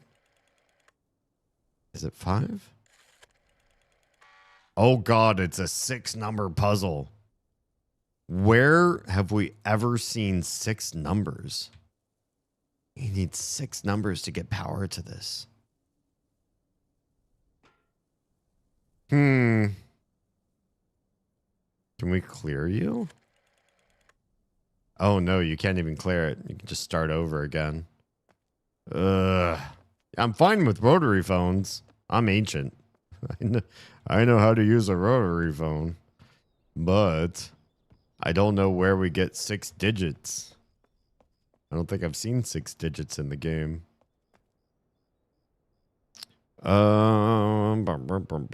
Okay, gonna human for a bit and then do egg things. Little hasn't peed yet. Excellent. And I'm nervous. Should I take a break now and take... Wait, Little? Little is weird that she hasn't peed yet. Should I pause and take the tiny to pee, though? I wonder. It's like an Easter egg hunt. You don't hide cash in every location. It has to be random. Of course. Like drop a 10 under the bed one time. Interesting. Or a 20 in the closet they haven't tidied up in ages. It's certainly... My fear, though, is that you develop a chore system like that, and instead of kids being incentivized to do stuff for money, which is not great because when they become adults, they don't get paid to do their own chores, right? So it's kind of like that's a failure right there to teach kids, hey, if you do this chore, you'll get paid, but when you're an adult, you won't. So good luck finding the incentive then. But I also fear that if you give them sort of a gotcha gambling sort of scenario, and then you say, all right, go be an autonomous adult, they might learn that they like gambling and they want to do it that way. They want to get more gambling in their life. If you wanna, yeah, maybe I'll take a break. Let's take a look and see, when do I have my next ad break? Looks like I could do one pretty soon here. When I take my next ad break, I will go and take the tiny to go take a pee break. I want to get to this side of... We still haven't gone down this path. And I think we need to open that door to do it. But this also looks like there's a road down there that we just haven't figured out how to open yet. So how do we get down there and open that road? Well, first of all, we need to go down the stairs. Yeah. It's not gambling. It's a bonus for actually doing the job correctly. I mean, you do the job correctly and thoroughly, I guess you'll always get paid. But the kids also have to, like, know what thorough is in order to win the gamble, right? I wonder if solving this is part of all of this or not. I'm not ready to solve it. I can walk through to the other side of the map, though. Right in here. I don't have to solve for power just yet. It's a bit of a hike. The world is small, but it also feels big because of how slow you walk. And this is on run. But you can't ride the mine cart willy-nilly. It doesn't just run at full speed. And it's this thing over here that I have to figure out. Can you manipulate the gate and the path so that the bridge works the way you want it to? Okay. That's cool and all, but I can't get over to the other side right now. So... Is there no way to get... to manipulate that right now? Isn't there like another button or something? When this gets in this orientation, how do you fix it? There's something, right? God, it's been so long. Now I'm like, how do I do this again? It's not just the lever.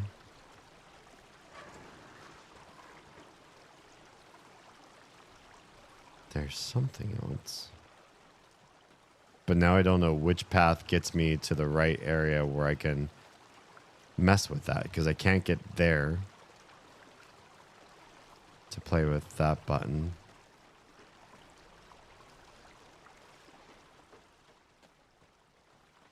This seems like a problem. I feel like I've set it into an orientation that now I don't have a way to reset or bring back. Do I go back to that? Poop. It's been too long since I played this. It's been 1 week. I've already forgotten everything. All the nuance. Well, it's a good thing we're having great conversation, because I forget so much of this game when I don't play it. I get so trapped. Now I got that song stuck in my head. Wait, what song? What did I lock in? I'm great at getting songs stuck in people's heads. I'll tell you that. Don't watch my stream if you don't want an earworm trapped in your head. 1 week by Bare Naked Ladies. It's been... I don't even like Bare Naked Ladies. There's something about their delivery. When Weird Al sings a song, he over enunciates everything, right? Because some of the joke lies in knowing the words that he says. And so when you listen to a Weird Al song, in order to get the parody, in order to hear the joke being told, you have to hear him say it very loud and clear. So it's got to be funny because you understood the lyrics. If you didn't understand the lyrics because he's being too dramatic or whatever. Oh, crap. Did I lock this in some sort of way that now I can't unlock? How do I get... What the heck do I do? I don't remember this being stuck in a certain angle or twist that then you cannot resolve. I feel like I messed up somehow, but that's impossible. This game is so new compared to the other Mists. They wouldn't just like force you to be stuck or trapped in some way. Is there a button on the other side of that? I feel like nah. But now I want to go check. How do we get over there again? Jump? Mistman Stewart does not jump. We're not Lara Croft. We cannot make jumpy jumps. The best we can do is walk. If you see anything that's even knee high, we're not going to raise our legs. This is the best we can do. Very flat surfaces. Ramps. I'm getting texted. What's going on?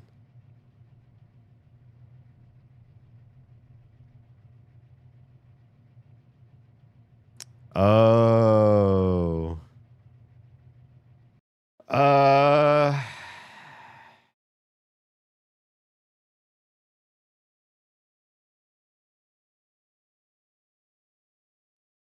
Hang on, let me answer this for Oz. This is something you have to edit in the YouTube app on your phone. I can't do it through not though PC browser. Can you try? And we'll see. We'll see if she can do it. Okay. Where are we? Yeah. Sketchy. Hi. Welcome. Sketchy Jacket, everybody. Sketchy Jacket just sounds like one word that I just said. This is Jacket, aka Sketchy, aka Sketchy Irishman. You should go patronize. You should go be a patron. Go support his streaming endeavors with all your love and heart. Irishman _ God, typing in QWERTY sucks. Why would anybody do this to themselves? Shout out. Boom. Please tell me that worked. I think there's another Snapplejack? Another Snapplejacker? No, I think there's another Sniper Jackal right here somewhere. Nice. Welcome on in. How are we doing? 350 watt streak. Stuart, what number are you at? Is that higher than 350? Oh, no, never mind. That's 350 baubles. Just a 3-stream watt streak. Never mind. Never mind. Yeah. 3 streams. Congrats. It probably reset itself on its own because that's how it do it. I think I might be the only one that calls you Irish. Oh, interesting. Damien, have you seen the Iranian Lego propaganda videos? No? Can we watch them on stream tonight? I'm curious. There's a couple of people who call me Irish. Okay, there you go. Tro is one of them. I call him Jacket. When I speak of him to Oz, I say Jacket, and she knows who I'm talking about. And I'm at 194. Yeah, Stuart's at probably the highest number out of everybody.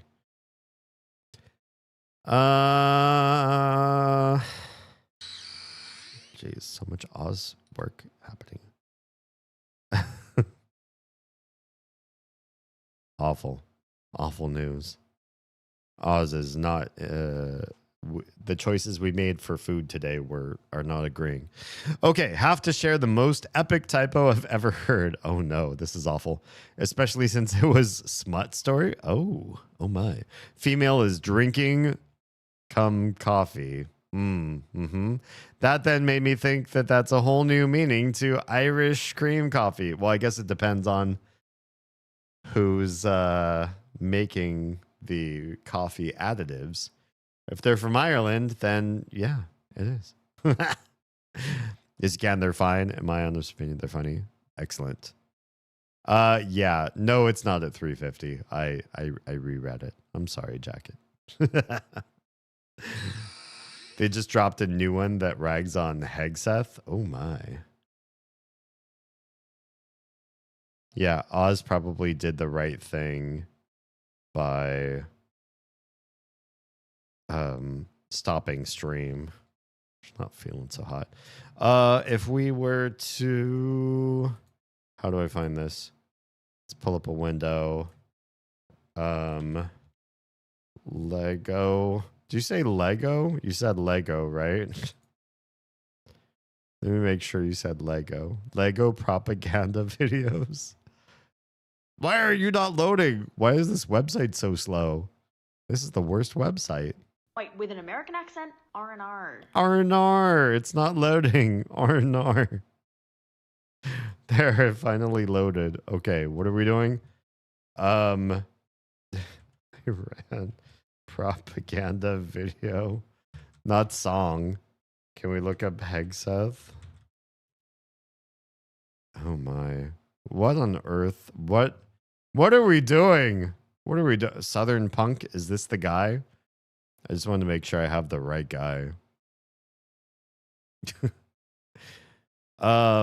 There's also this new AI viral video of what his library might be like. Okay. I can give you direct links. Okay. Oh, they are all songs?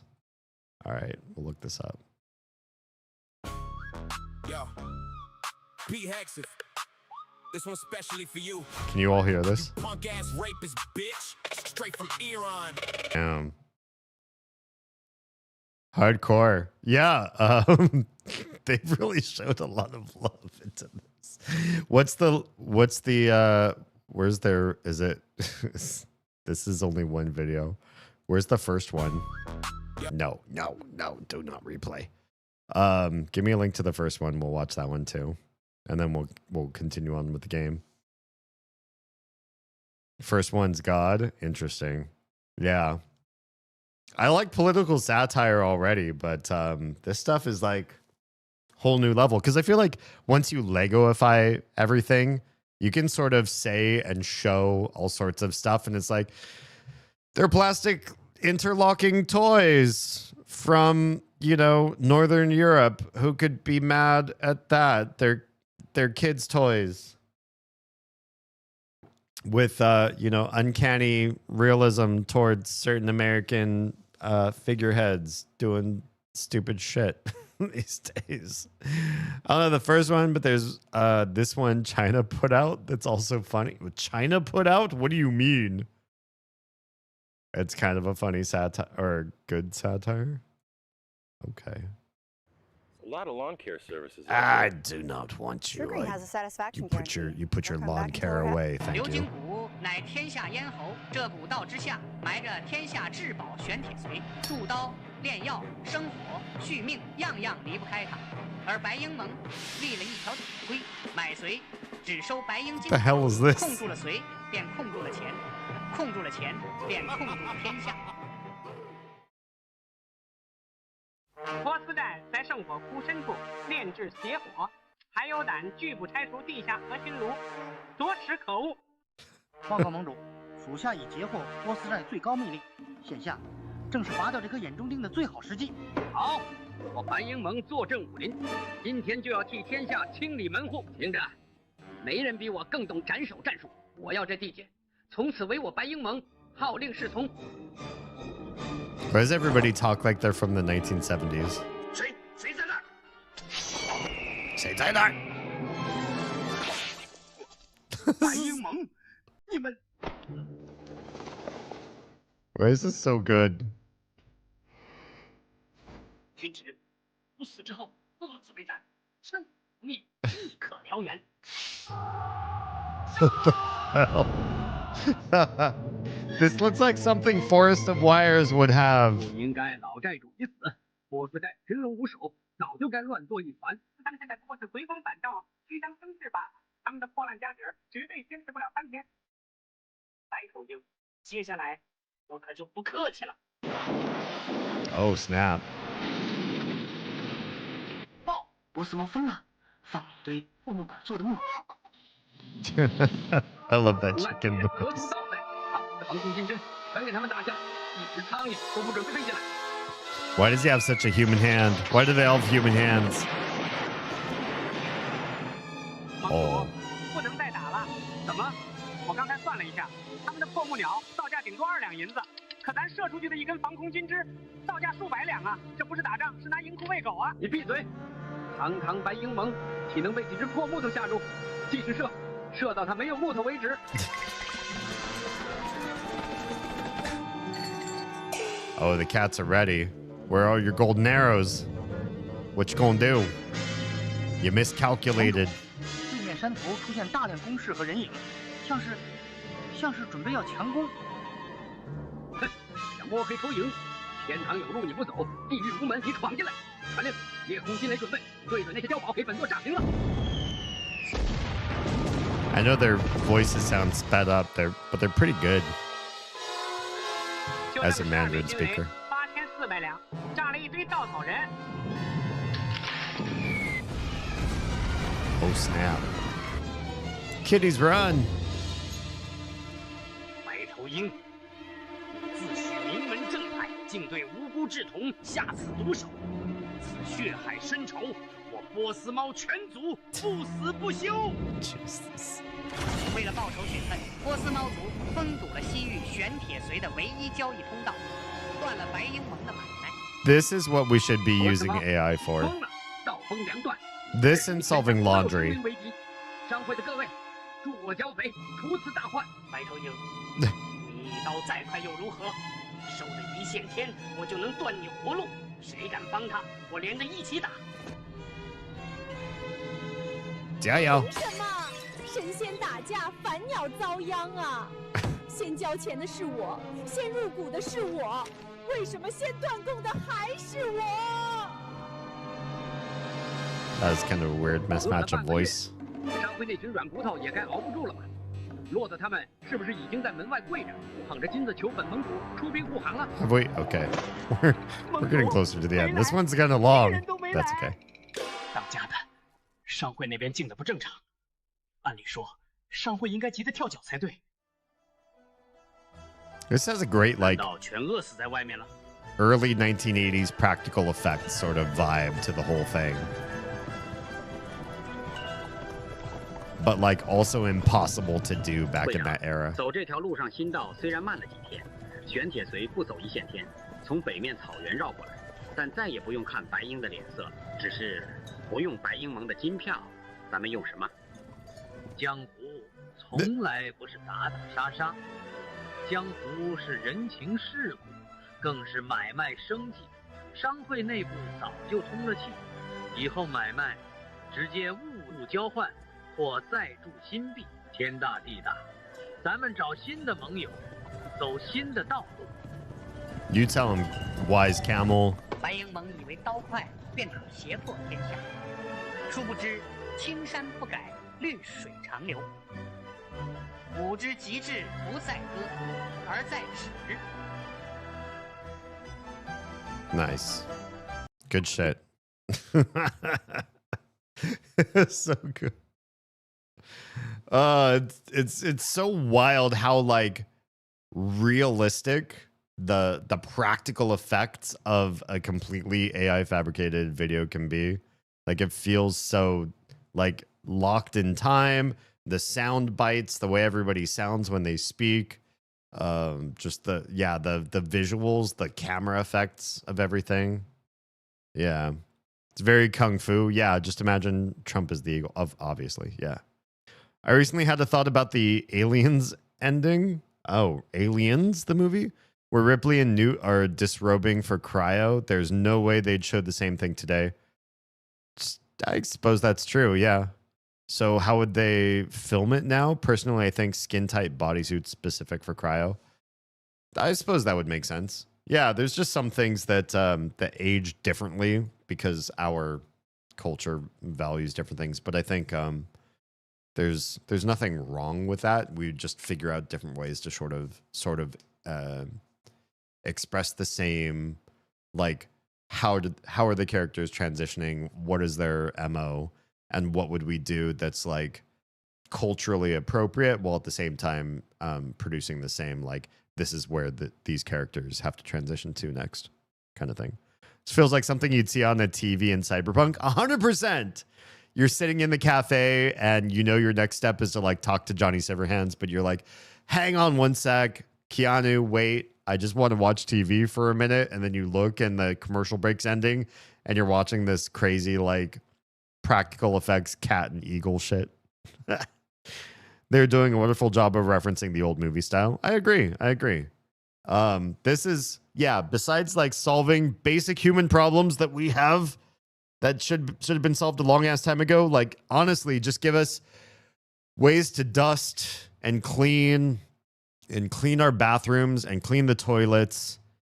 Like we have Roombas, right? You can buy a Roomba and it goes around and vacuums the floor to some degree. But besides Roomba, why don't we have like self-cleaning toilets, self-cleaning bathtubs, self-cleaning clothes? Why can't we automate shit like that? It takes up a lot of time, right? We can already buy some prefab food, but a lot of it's pretty bad. So we could do better with prefab food as well. Like just take 5 minutes and then you have like a full-fledged wholesome meal with relatively fresh ingredients. We could probably do something like that if we put our mind to it. But it's all that other shit. It's like solving for the internal household stuff that takes up a ridiculous amount of time. How do you sort your laundry? How do you make sure laundry doesn't get in the dryer that can't be in the dryer? How do you sort loads, get it all done, get it hung up in the closet? Why have we not automated that shit? It takes up a ridiculous amount of time for most people. Some people don't even get to the hanging up clothes phase. They bring their hamper up of their clothes that just been washed and then they just put on clothes from the hamper, not from their closet, not from their chest of drawers, just from the hamper of clean clothes. Guilty as charged. Yeah, crazy. But it should be that and this sort of propaganda style shit. Original Trump Lego video from Iran. Excellent. Thank you for that link. Let's pull that one up. Okay, pause. Hang on. Well, let's catch up with Chad first. Use Jam's link, less referral crap. Excellent. I would love to see the behind the scenes on this. Oh, how to make this kind of stuff? I mean, a lot of it's just like prompt monkey work sort of stuff, right? I don't know if it's really that interesting to see. I don't think this is AI.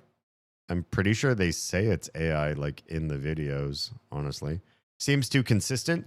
The thing is if you pay for certain platforms AI, you can say reference these characters from these other stills, or you could just you can use clever prompting to get the characters to stay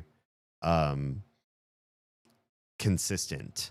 AI of like 2 years ago, if you tried to get like the same character to persist through multiple video clips, it would change subtle things, right? The hair would change, the outfit would change. You'd get all this like hallucination sort of work, but that's not the case anymore. I mean, just look at the stuff that I posted in Trash with regard to Haley. It's not doing a bunch of hallucinations where it's changing the style. So we're past that era already. That's really the creepiest thing about AI is the stuff that we used to laugh at 5 years ago, 2 years ago, even a year ago. Like, ha, AI can't fucking make a hot dog at a convenience store. Pathetic. AI will never replace even blue collar workers. That's the stupidest AI will ever be.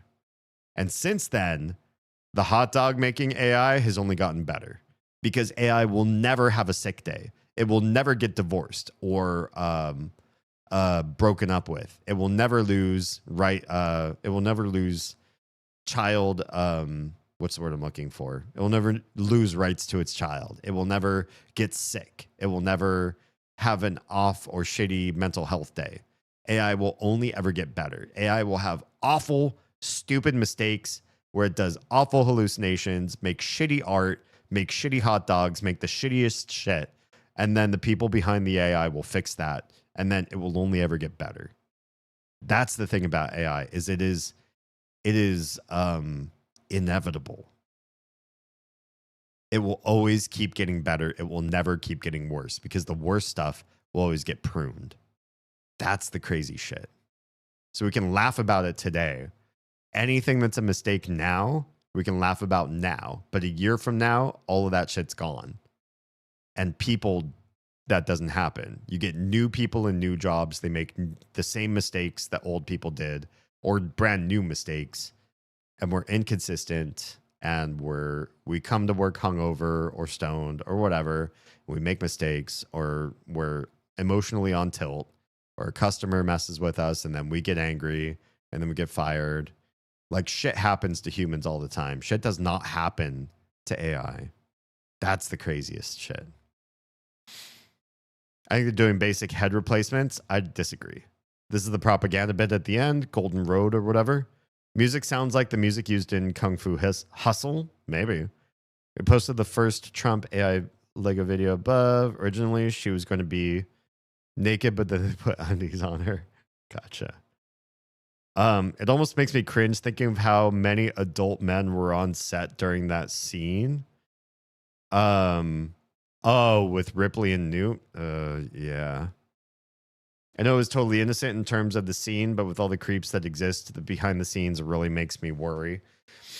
I feel like one thing I do know about being on set for a lot of movies is like, even when things look like they are compromising, there are usually handlers and like union people that have to be there. Not union actors, but like union regulatory people that have to be there in order to settle certain like rule sets.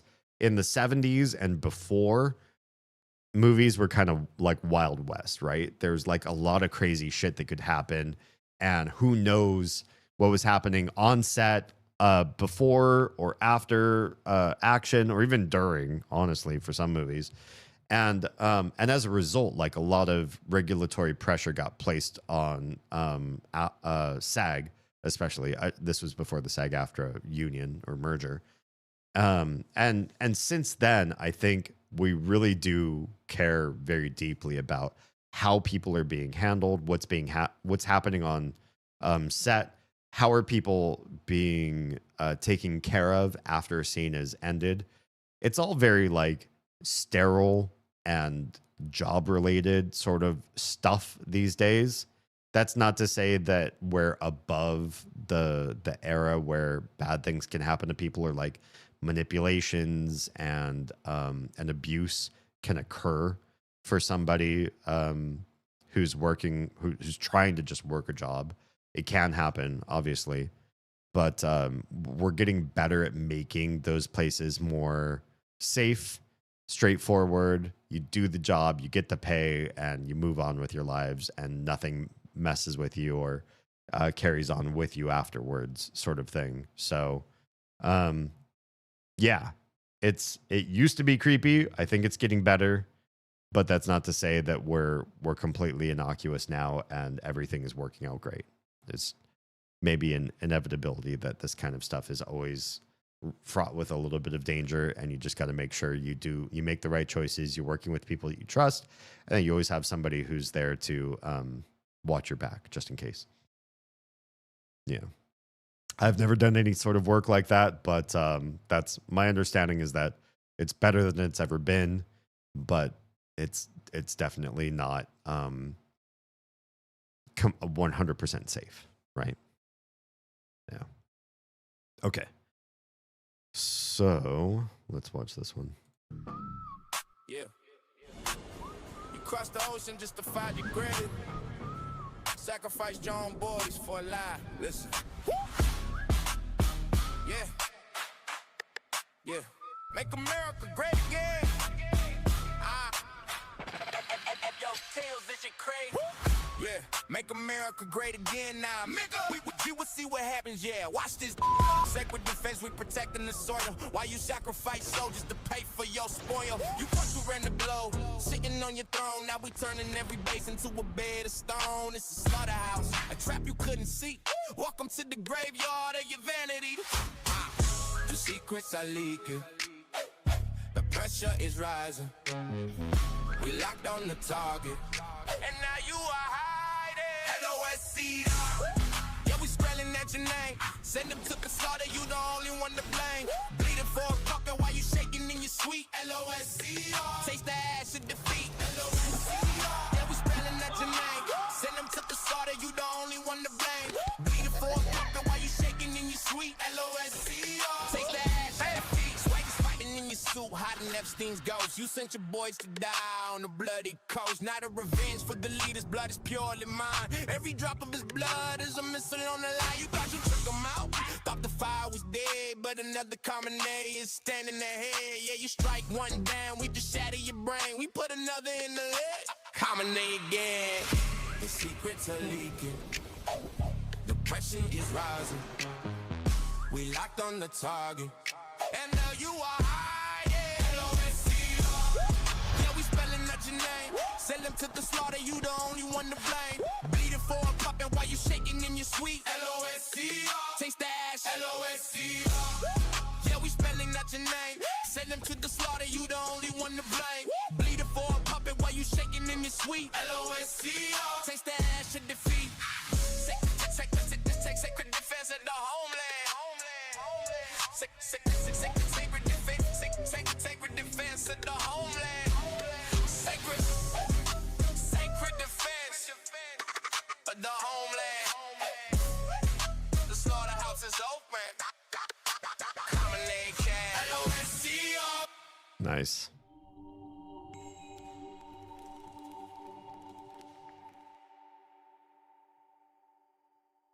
Interesting.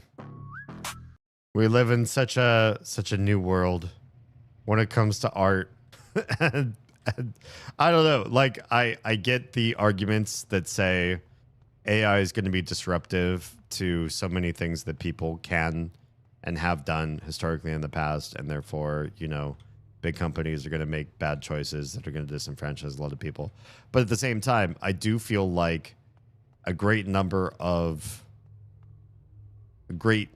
percentage of humanity feels that AI art is not what they want, and they want to support and have human created arts, music, and everything. They're willing to support, they're willing to pay, and that will not die off. But there are some great creators that use AI in really novel and fantastic ways to get messages across that they might not have been able to. They don't have the bankroll to pay an artist. They have an idea, and they can make certain things happen with new tools. And if we didn't have those tools, we wouldn't hear those messages, because those people cannot afford to make the scenario happen with real artists and, you know, paying a living wage to people. It's complex, right? Do we want to stifle the signal because we want to make sure everybody's getting a living wage off of the people who have the ideas? Or do we want to figure something else out so that art and signals and ideas are not compulsory things that you have to pay somebody else's lifestyle to exist in order to get your idea to come across? Right now, the way the whole system is fabricated or set up, especially in capitalist societies, It's muddy. Yeah. That plane being shot down, that was a bit prophetic. Yeah. Whoops. Instant. Oh. Why am I starting to read you? I don't want you. Wait, how do I get rid of you? How do I do the thing? Can I do this? Boop. Bye. Oh, it's still on screen. Bother. Okay.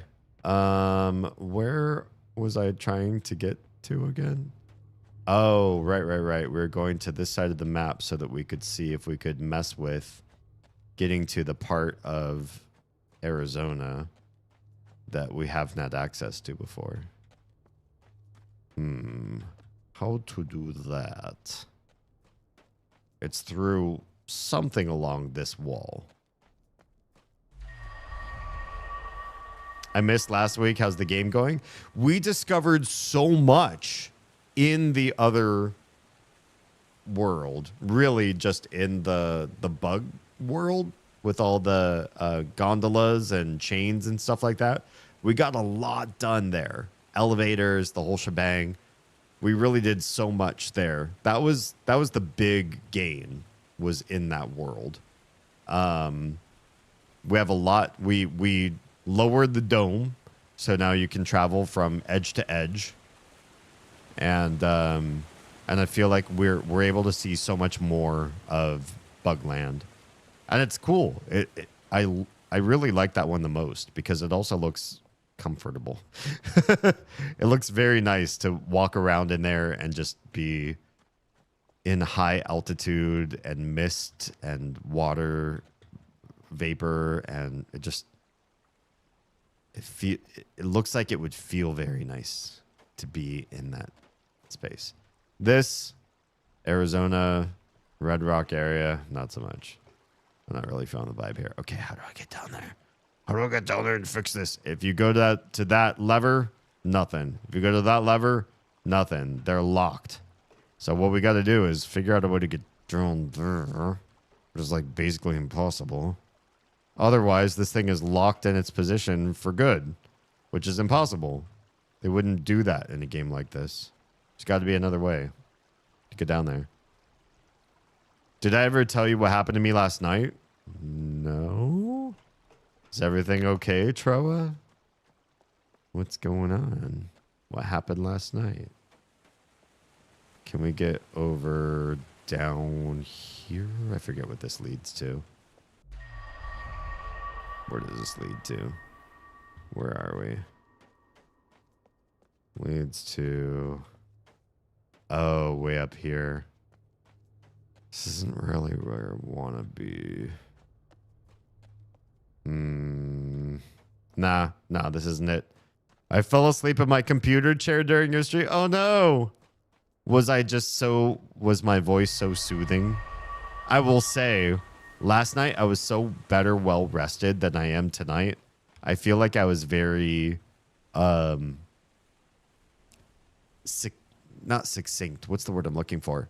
I could speak. I was speaking so fast. I actually felt like I had to give a disclaimer of, guys, I'm not on speed or caffeine or crack or anything. I'm just like well rested. I'm just having a good day. I just talk this fast when I'm actually like well rested and having a good time. I said that near the beginning of the stream because it was so good, but maybe my voice was still just relaxing, soothing, and was just enough to make a contingency of you and other people feel nice and relaxed and ready for sleep. Woke up at 2 a.m. Oh no. Guess the coffee would have been a good idea. Here's the thing. I also rated out to somebody who is like really, really wild. Somebody who puts on a very crazy like DJ lights and effects and music based sort of show. And I'm surprised none of the guy I rated out to that his stuff didn't wake you up. Forest of Wires. He's a musician. He does some fairly complex instrumentation, mostly on guitar and piano. But he's also a DJ, and he's fairly proficient at that too. He's just kind of a little bit of everything. I feel like Carl in that show does nothing fantastic, but he does a lot of things to the point where, because he does so many different things, you can't keep up with him. Nobody can put on a show like Carl because he's 6 or 7 different types of artists all together in one. And that's what makes him so fascinating to watch. I certainly feel that way watching his content. That he's just, it's mesmerizing. I should have gone to bed a lot sooner than I did, but I kept watching, trying to figure out if I could steal ideas from Carl, what ideas would I steal so that I could put on a captivating show, especially for people with short attention spans, because that's a real thing. You know, some people come into a live stream and they're like, oh, there's too much of one screen. I've been staring at D, who is not moving in a game, and he just keeps staring at some space off in the distance. He just keeps talking, and the screen is just like frozen here. How would I address people with low attention spans that are interested in seeing more visually? Stuff like that, I think, is an interesting study to keep in mind. Wait, there's a way to get over to that wall. How did I miss it? What's the way to get it? I can see it. You can see the wall right there. You just walk right over there. I've done it before, haven't I? I just walked right through the wall right over there. Or do you have to walk over here? Oh, right, over this way. Where am I now? The hives? Yeah, this is where I want to be. And so, yeah, I stayed watching him for like 45 minutes to almost an hour with this idea of what can I learn from Carl to be a better content creator myself? What ideas can I steal from him? What I'm trying to do is get down in this valley down here, but I don't know the path to get down there.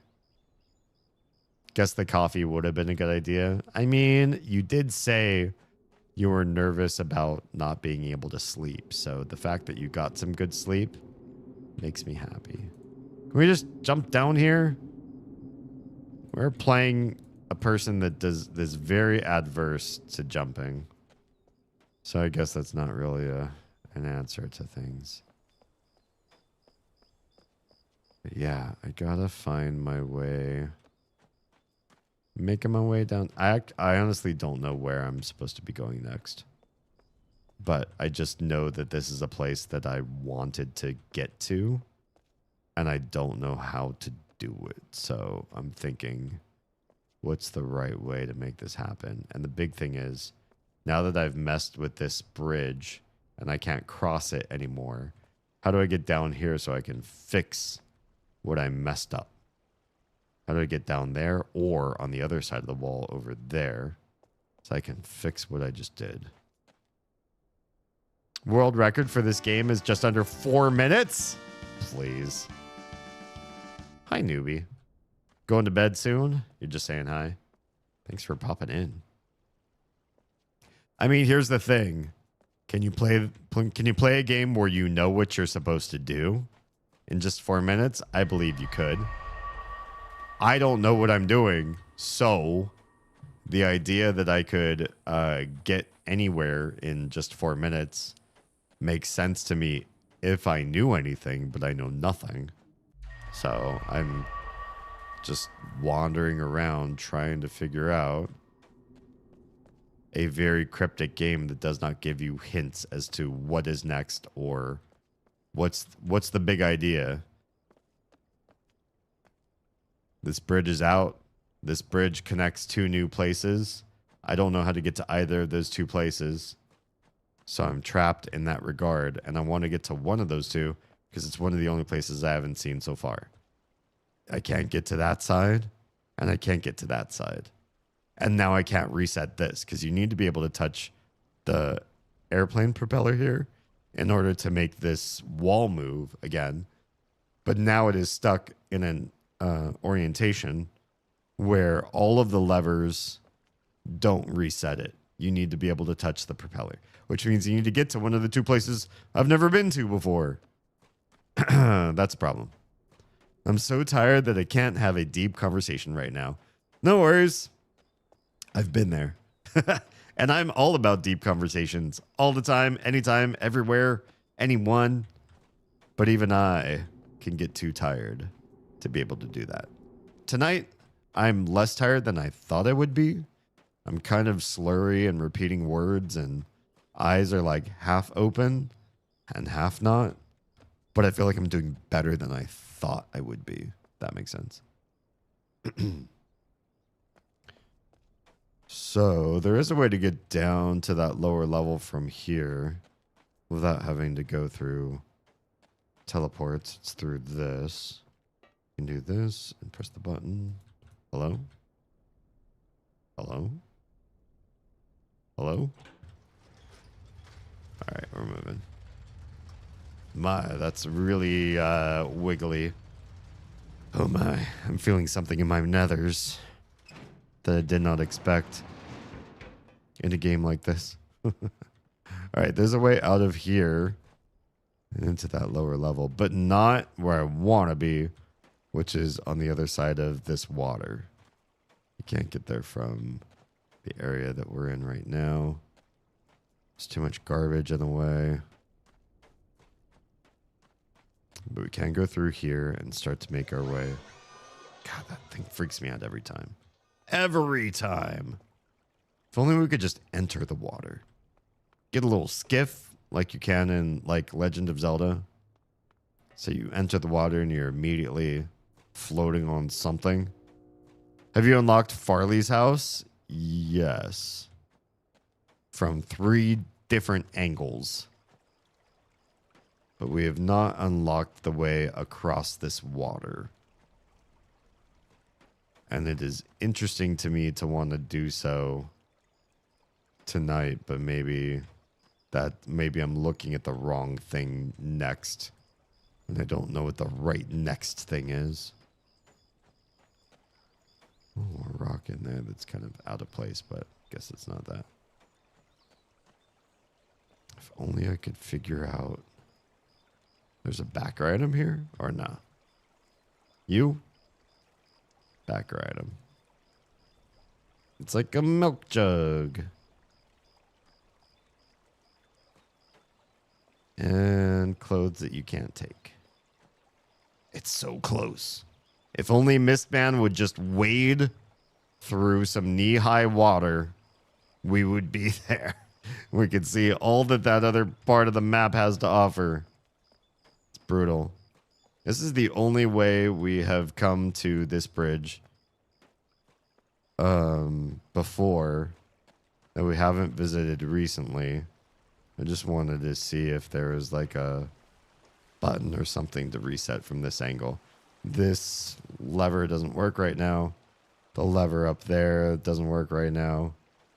So I don't know how to get this to reset, except you go to that side somehow. But I've never been to that side in the first place, so I don't know how to do it. Okay, good. That's the only way to soft lock the game. Oh, due to that bridge. Oh, gotcha. You're good, but I don't know how to keep going. Just that you can keep going. Good. He found the secret sneaky door. Yeah, that was awful. I hated that door in Riven. It was such a bullshit move. It's so rude to hide a passageway behind a door. Because no normal person places an open hallway, an open door on the other side of an open hallway on the other side of an open door, right? You have a door that's closed, you open it and it occludes another path. Nobody would do that in their right mind unless you were making a puzzle game and you wanted to fuck with people deliberately. That's what Riven did. And I hated that they did it. I was mad at them for doing it. And then Abduction, Cyan said, hey, remember that thing we did in Riven where we pissed a bunch of people off? What if we do that again? What if we do it again? Piss people off again. And guess what? It did. It did. Which time? Wait, what do you mean, which time? Everybody hates that door. It's a rite of passage. I do not like this rite of passage. I do not want to be part of this team. Not passage if you can find it. If you can't find it, right. Suppose we could try to figure out this puzzle. This one just feels like such a pain, such a slog to try to get right. The thing of it is, how do we...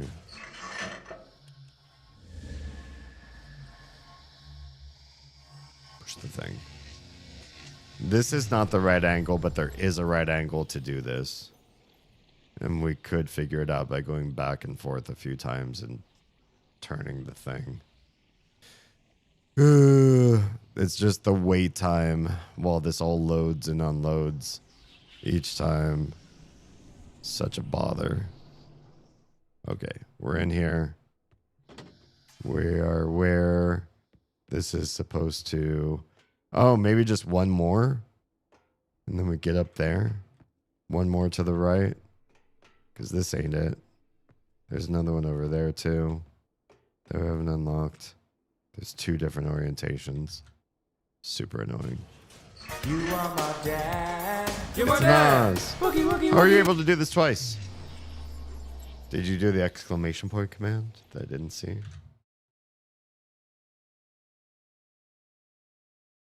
Oh, you did. Sneaky. I have a question. What's your question?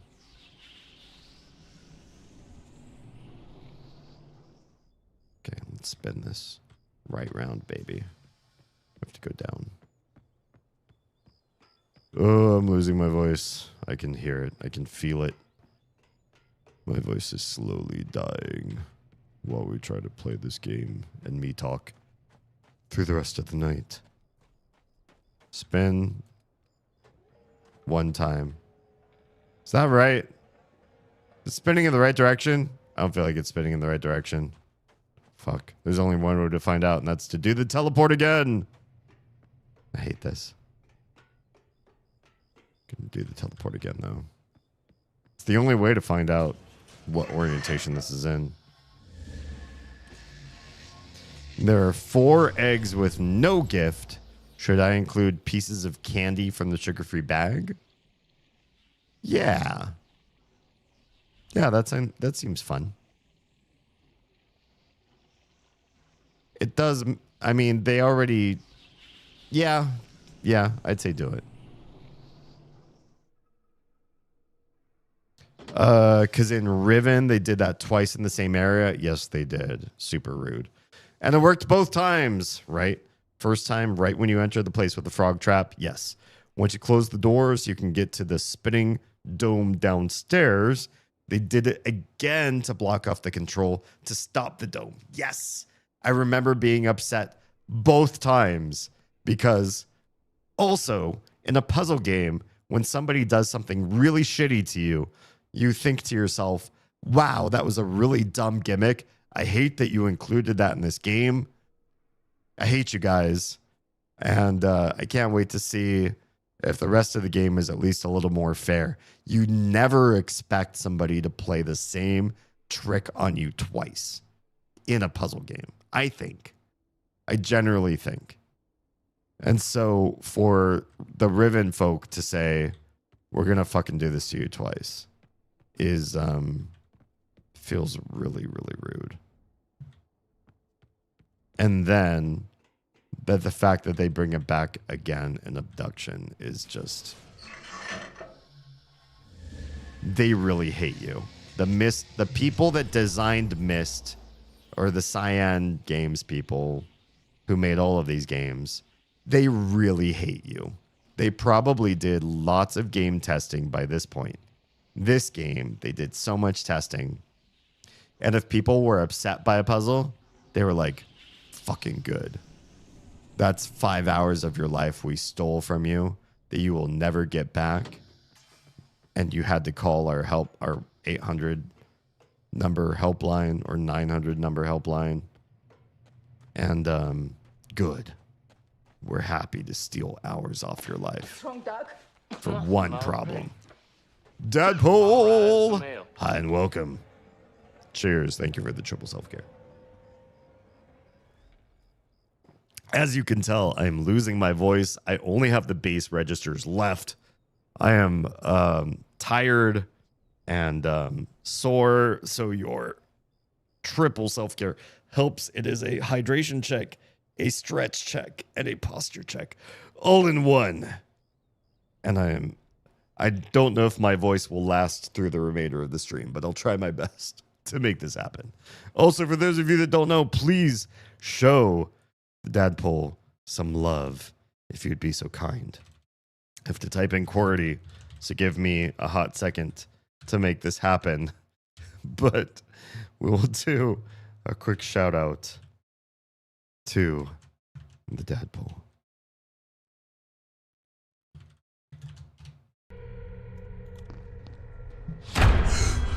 Are you playing a puzzle game too? I hate puzzle games. Oh, I think it's a horror game. Uh-oh. Uh-oh. Go, go, go, go, go. Oh, Lottie coming.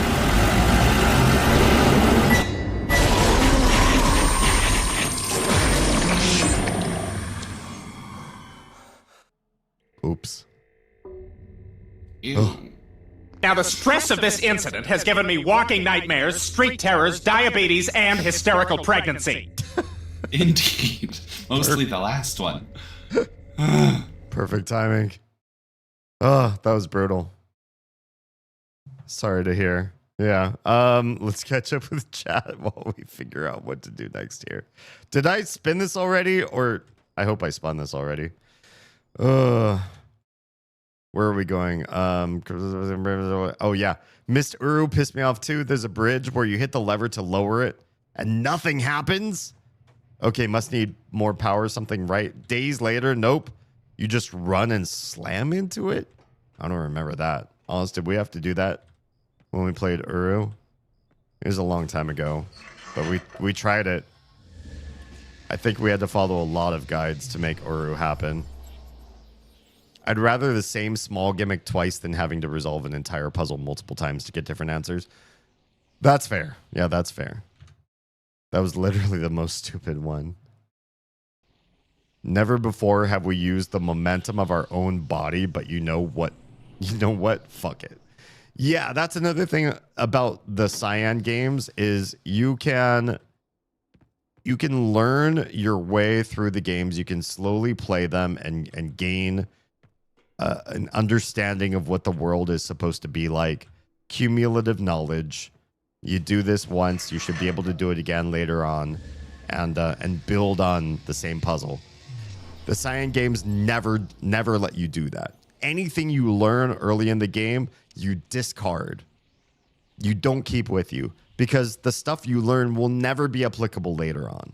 You'll enter a vehicle that you've entered before, but it has one extra lever.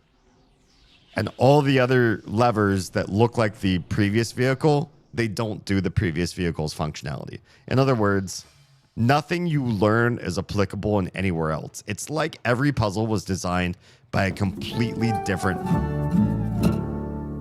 Yes. By a completely different person. So everything you learn is useless. You use it for the one puzzle and then you say, well, I'm never going to do that shit ever again. And so you just dump it. That's not a good strategy. It's not a good way to go about life. And so I feel like the lessons that you learn in Myst are counterproductive to you living a good and healthy life. I remembered it and I was like, oh, I remember this fuck shit. I like the Riven remake. I like the first half. It was really interesting. They redid the whole layout of the puzzles, right? You went backwards, sort of, from the original Myst. And I thought that was really neat. And then the back half of the game converged into the old game. It's like they ran out of steam. They ran out of good ideas. So young Riven remake was new and cool. Late Riven remake was the original game with some extra stuff. Not that cool. Kind of sucked. Just enough to make it worth playing while keeping just enough to give the feels. To some degree, yeah. We still use the Denny numbers. Oh my. I wish I knew somebody who could build me one of those little fishy counting toy things. It was cute. I'm sure it's possible to make in real life. You just need to be craftier than I am. All right. Can we lift this thing from here? Yes. Okay. Where does... Now I know there are two paths out of here. So if we can flip this around completely 180, we can get to the other exit. Where does this one lead? Where is this? Have we been here before? I feel like... Epic music. I feel like this is like the main hallway. Yeah, we've been here. So this is the age where last stream we got a lot done. We saw a lot. Things are powered. Things are moving. Gondolas and stuff. The whole shebang. And now we have direct access from here, this age, to Arizona or whatever. Now we need to find a way to get to... Oh, that. Down in there. I want to get in there. How do you get to there? I don't see it. I don't see the path. But that's the path we want. So maybe we go back and we flip this thing 180 and try the other hallway besides the one we just opened, because we've not been through there. Or have we been through there? Is that the way we came in? Makes me wonder. Or did we come in from below? From a pathway that this was open to? Let's try to open up that way, because I do not believe we've come in through up above. I think we came in through there. That means going back to Arizona and making sure we get a full 180 on where we just were. Oh my goodness. Why must you do this to me, you silly bots? User actions. Block. It worked, but it didn't delete their message from stream. That's fine. I'm not angry, just disappointed. The fact Cyan didn't already make that a purchasable item is criminal. I don't feel like they really worked a whole lot in the realm of merchandise besides the Myst books. Okay, so what we need is... which one's the motorcycle? Motorcycle needs to be over yonder against this pillar. Then we'll know it's 180. So let's press the button until we see a motorcycle here. That wasn't it. It's so slow.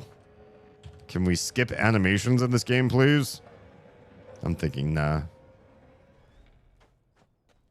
Just got to keep mashing buttons and waiting for our comeuppance. Oh, I feel like it's one more button push. If it's not, or if it's over, I'm gonna be pissed. But I think you should stop right about here. Yes, that feels right. All right, let's give this a shot. I see our ramp up. It's moved over here. Let's go. What a trippy game. Traveling between biospheres of various encaptured, incarcerated alien species being studied by a weird, semi-malevolent tree species or something like that. Oh no, this leads me down below. That's not what I wanted. My up path is connected though. It is. Interesting. So I don't want to use the down path right now. There's a super cool counting gadget in Chants of Sennar that I really had fun playing with too. Not as cute, but super fun. Oh, nice. When are you streaming until? I was going to try for 5 hours, but now I'm thinking maybe what I need to do is quit once my voice quits, which might be before 5 hours from now. Do you have any recommendations in that regard? Should I quit earlier, Oz? What's up, Macabristocracy Yogi Cap? Did I say your name right? I'm gonna need to do a Google Translate because my Chinese reading is just so good. That would be you streaming until 5. That doesn't make sense. 4? Maybe until 4. Do you want to hate tomorrow? Depends. How early do we have to be where tomorrow? I do have to do some work in the morning. Ah, you son of a bitch. I know who you are. We're just going to have to time you out. How do we report? Is there no report? The best we can do is that. 1 p.m.? Okay, good. I can still do my thing that I don't want to do. Ah, damn. I think we've been here before. Twizzlow, hi and welcome. I believe you have family already here in chat. Thanks for popping in. Tesseract Raid.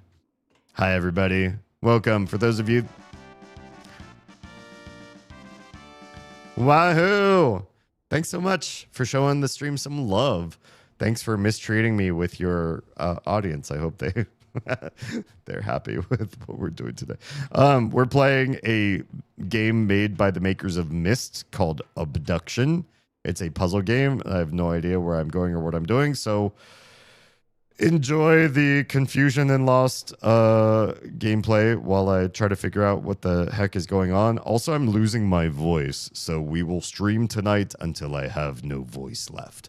My higher tones are already gone, so it's just going to keep reducing down to my lowest, bassiest voice until that's all I have left. Hi, let's do a shout out for Tozo. How was stream? How are you doing tonight? What's good in your hood? Let's do a shout out. Fair warning, my shout out tool goes way back in the Wayback Machine, so you can get some real old shout outs. Oh, yes. Hey, man. Oh! Rude. There goes the floor. I didn't know that was gonna happen right out the gate. Oh, jeez. This game is so unfair. Why?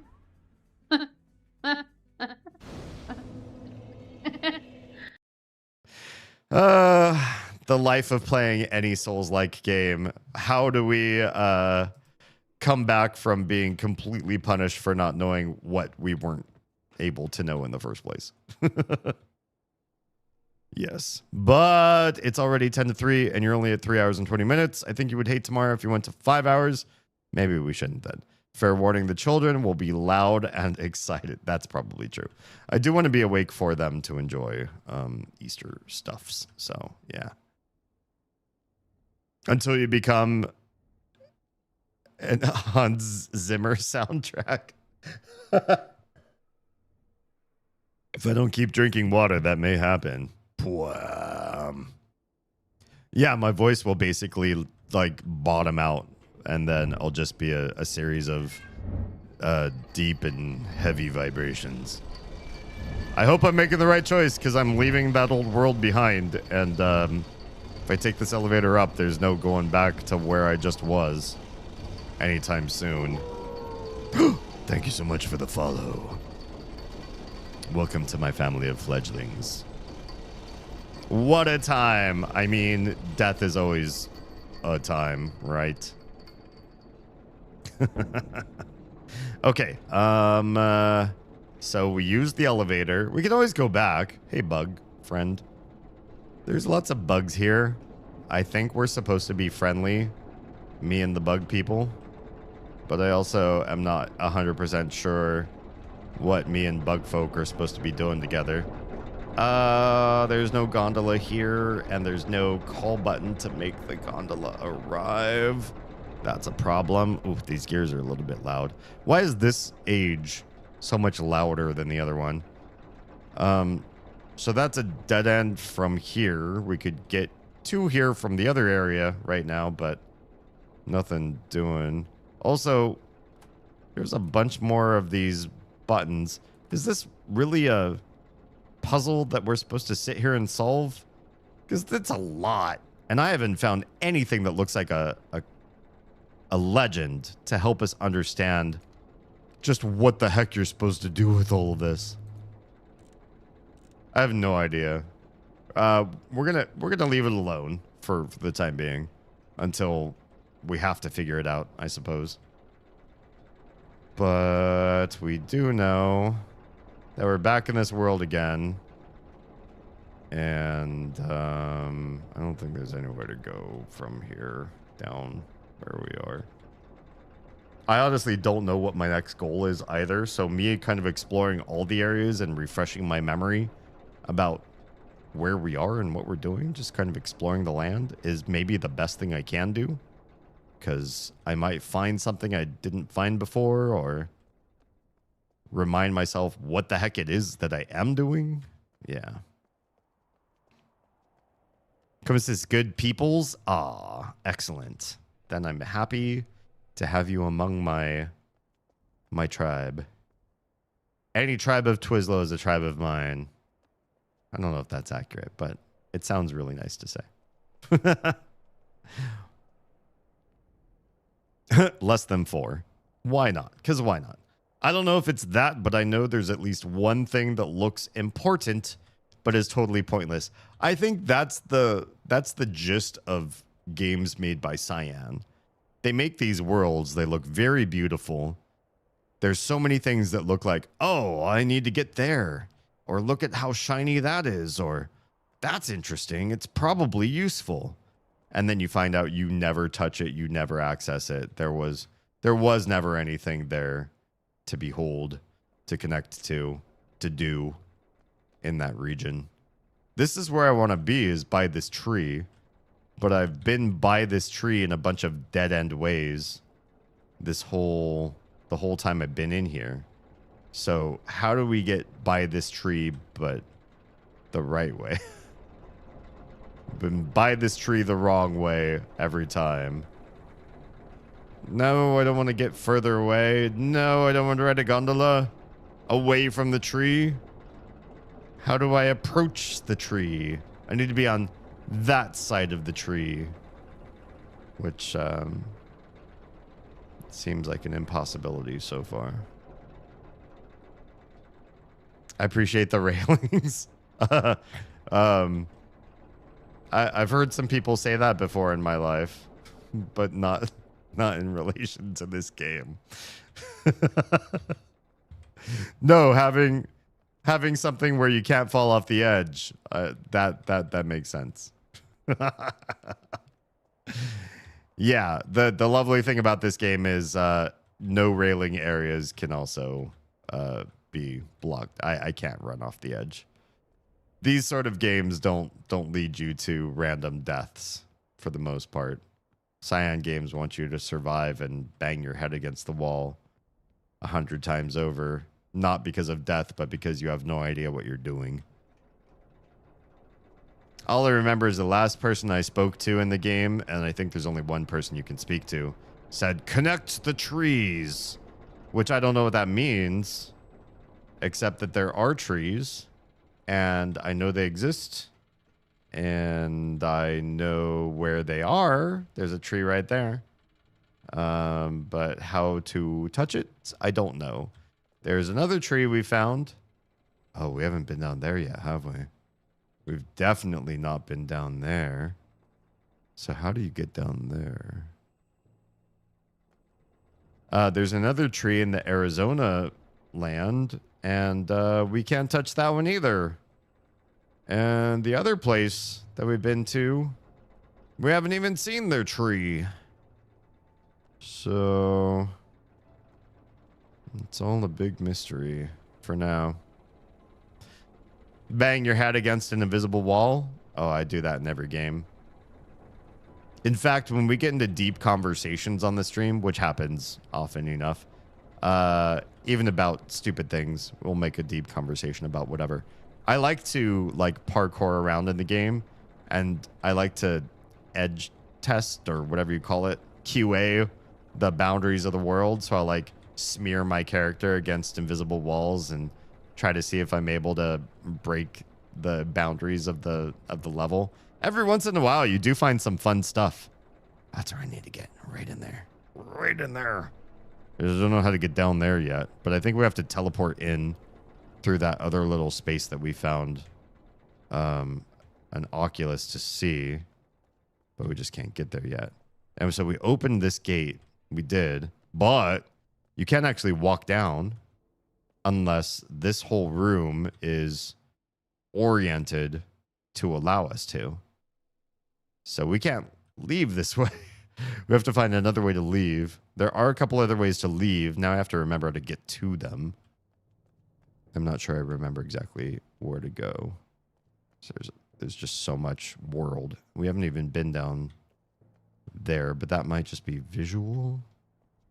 See, that's the thing. There's so much red herring stuff here, too. They've built so much world to see, but not touch.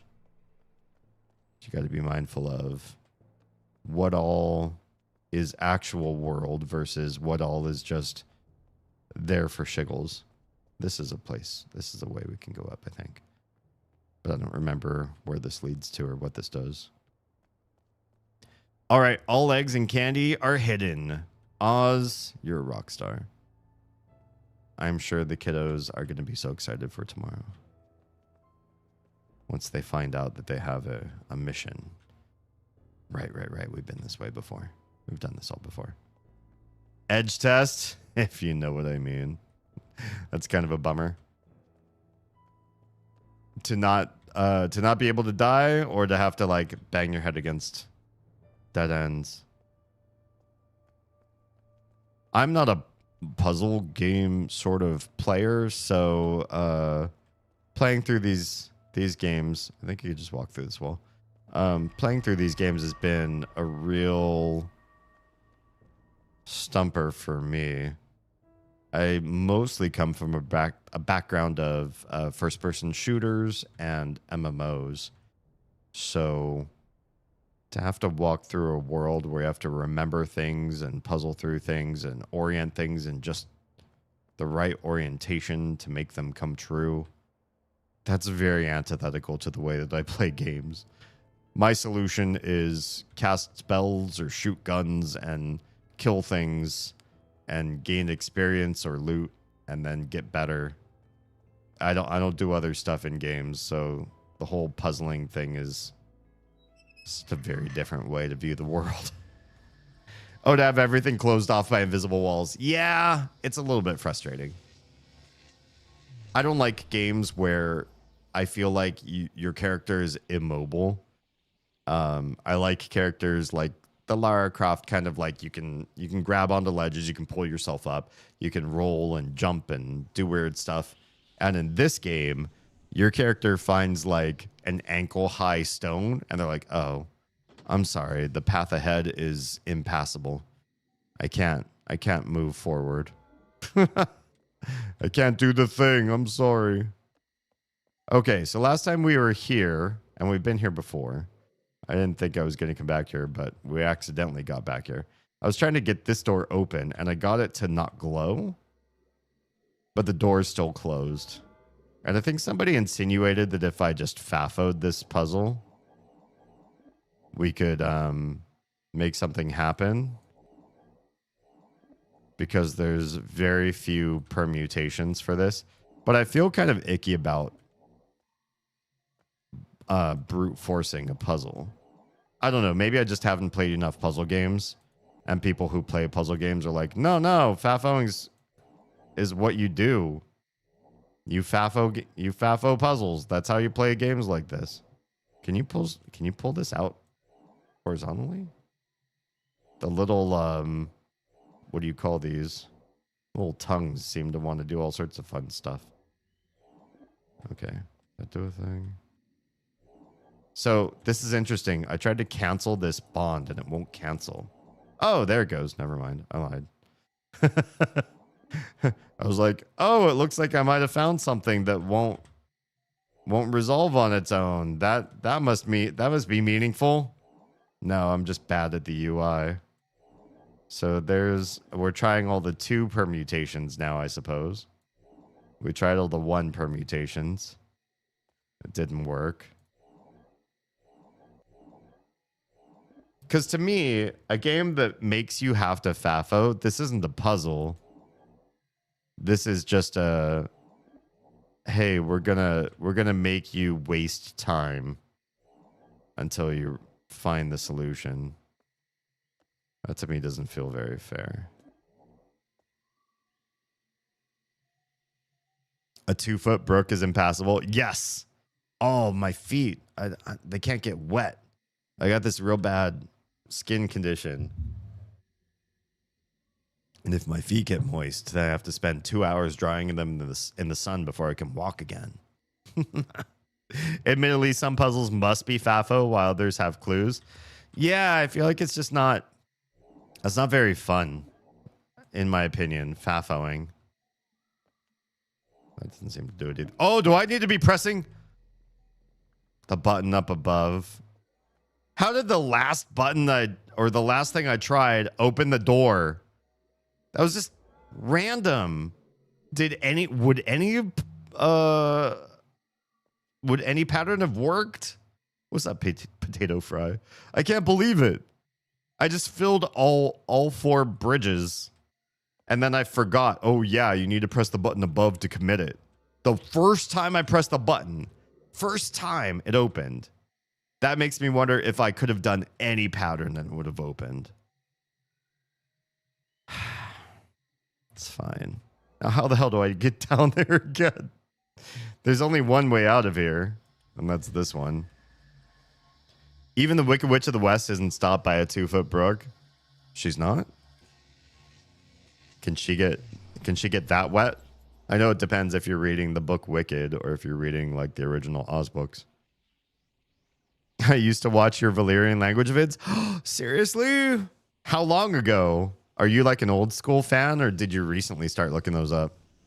I want to get back to those again. I honestly do. It's just a matter of like finding the time and the return on investment. Like honestly, they took a lot of time to make. And so spending time to make them costs me money. But I don't want to not make more. If that makes sense. I'm excited to want to finish my project. There were more videos and more lessons I wanted to make. And I want to update some of them. Especially since there's more High Valyrian out there. Crazy to see you're streaming now. Yeah. It's been a hot minute too. Grew my hair out and everything. The world changes.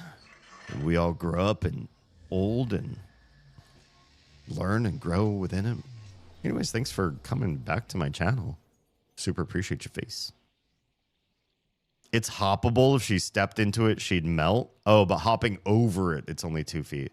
Gotcha. I don't know. I'd still be scared. If there was a substance, like let's just say if you're a human being and you're not the Wicked Witch of the West and somebody says, hey, here's a 2-foot wide ribbon of magma.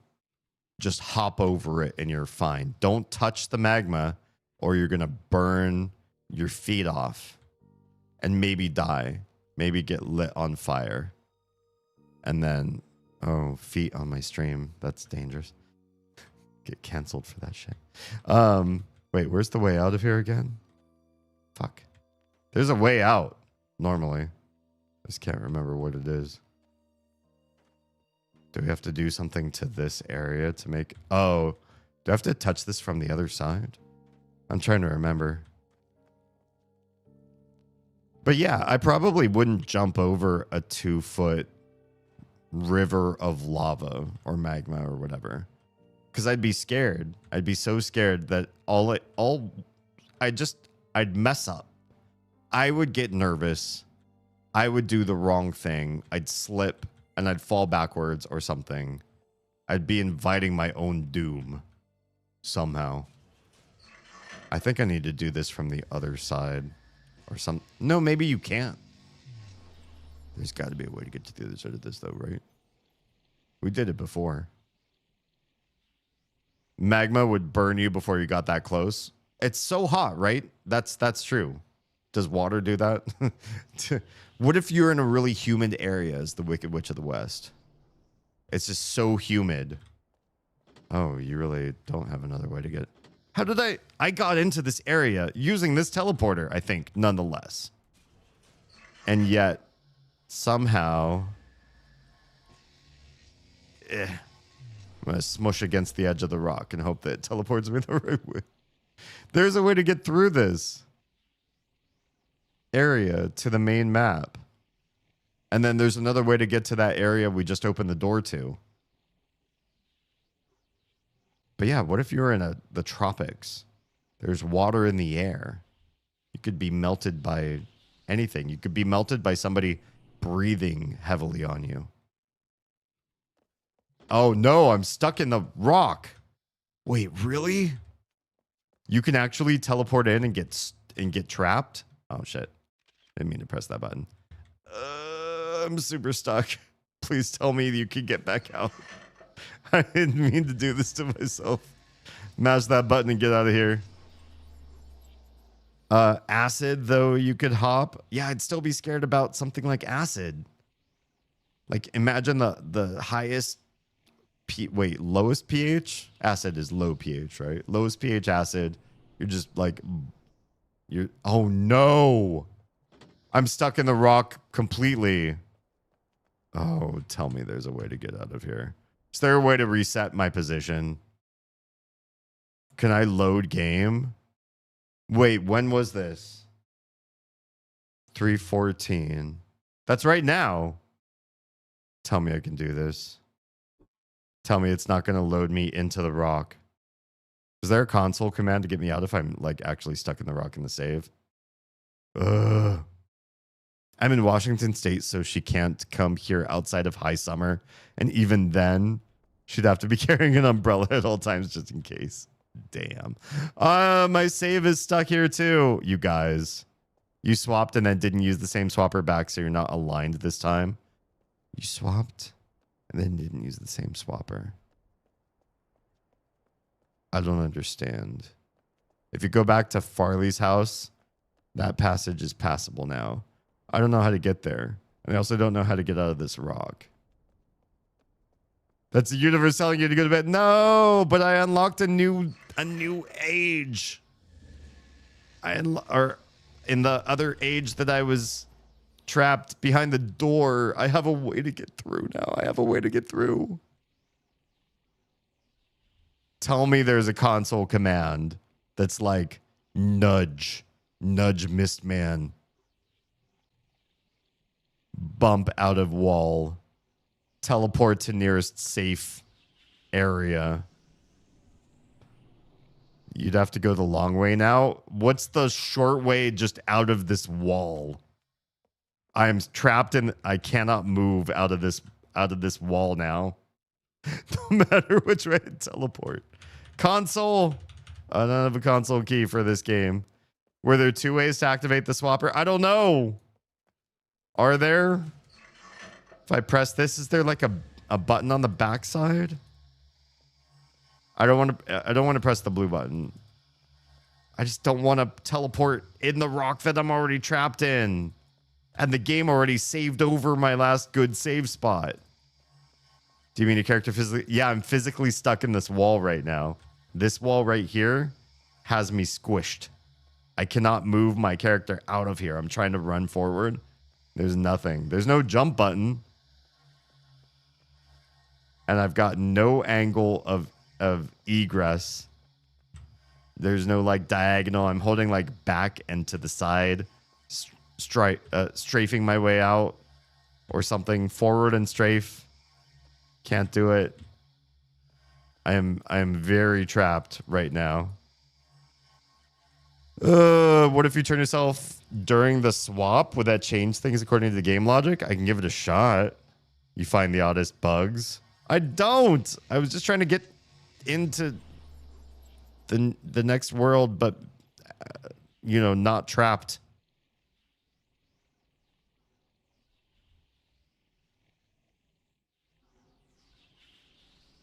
Please untrap me. I'm holding buttons. I'm looking in a different direction. Son of a bitch. Ironic considering Bug Planet. We are in the Bug Planet. Oh, I hate this game.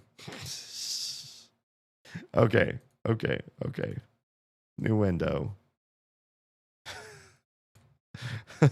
Abduction.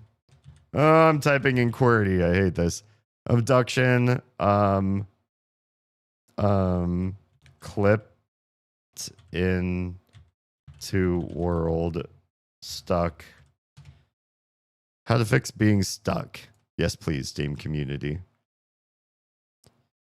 Please, somebody answer this. Put me right back in the bugged area. I changed from free roam to point and click and was able to get back on the path. Let's hope that's the answer.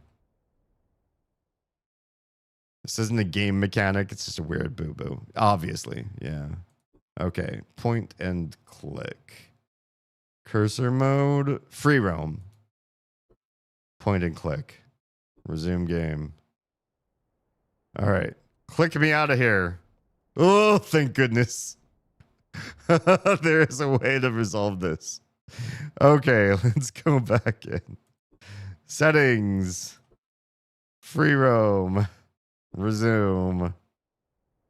Oh, my goodness. All right. How do we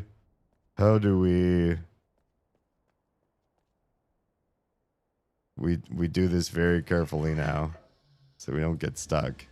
How do we get out of this room that we're going to teleport into? Where there's a whip, there's a way. I don't know if you're talking about 1700s U.S. political parties or S&M weapons. When you head upstairs, can you feed the... Can I feel the kitties or feed the kitties? I can try feeling them. I don't know that that's going to really sustain them. Sure. I'll do both. I'll give them pets and food. Sustain them twice. Okay, so we got through this room before without... Thank you, Tro, for the lurk. I'm going to do this so I don't have the back pain from the chair tomorrow. Sounds like a good plan. Return to the King cartoon. That was one of the songs sung by the Orcs of Mordor. Oh, nice. Brutal. Thank you for sustaining them twice. I do what I can. Okay, where's the way out of here? We found it once before. We can find it again. And it was not messing with the teleporter like we just tried. Where's the actual way out of here? It wasn't that sneaky either. I feel like there was a relatively overt way out. I just have to figure out what the heck it was. You pushed yourself against something. Or around some corner, something. 47 years, ancient this year, so I remember old stuff. Nice. Yes, if you walk all the way back to Farley's house, I don't know how to walk back there. You'll be able to walk through the secret door. The swapping device is covered in rock, but the other one isn't. Gotcha. I need to walk backwards from here to... Well, I don't know how to get to Farley's house from the bug world. Just do what I can. Ba-dum-bum-bum-bum. We'll just walk until we can't walk anymore. I could have sworn you got from that secret room out of it to Farley's house, though. And I don't remember having rock in the way. That's the annoying part. Wait, I think upwards does not lead you to where I need to be led. Or does it? Maybe up is the right path. But not up here. Or yes, up here. Where does up here lead? I'm trying to remember where all this stuff leads. This is... I don't think it's the way to Farley's. Oh, it leads to a gondola. Maybe this is the right way. Gondola is stuck over here on this side. Bring it over to the other side. Maybe. I don't remember this map at all. It makes you wish there was a remote for the swapper. That would be nice.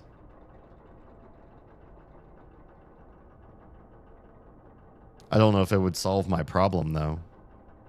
I super remember getting into that area and walking straight into Farley's home from where I was. So I feel like the swapper is blocking my way now where it used to not. You did, but it's a pair of swappers. While you stand here with this machine, there's another identical one in its position in Hunrath. But why the rock that didn't originally get me stuck last time? And this time it did. That's where I got confused.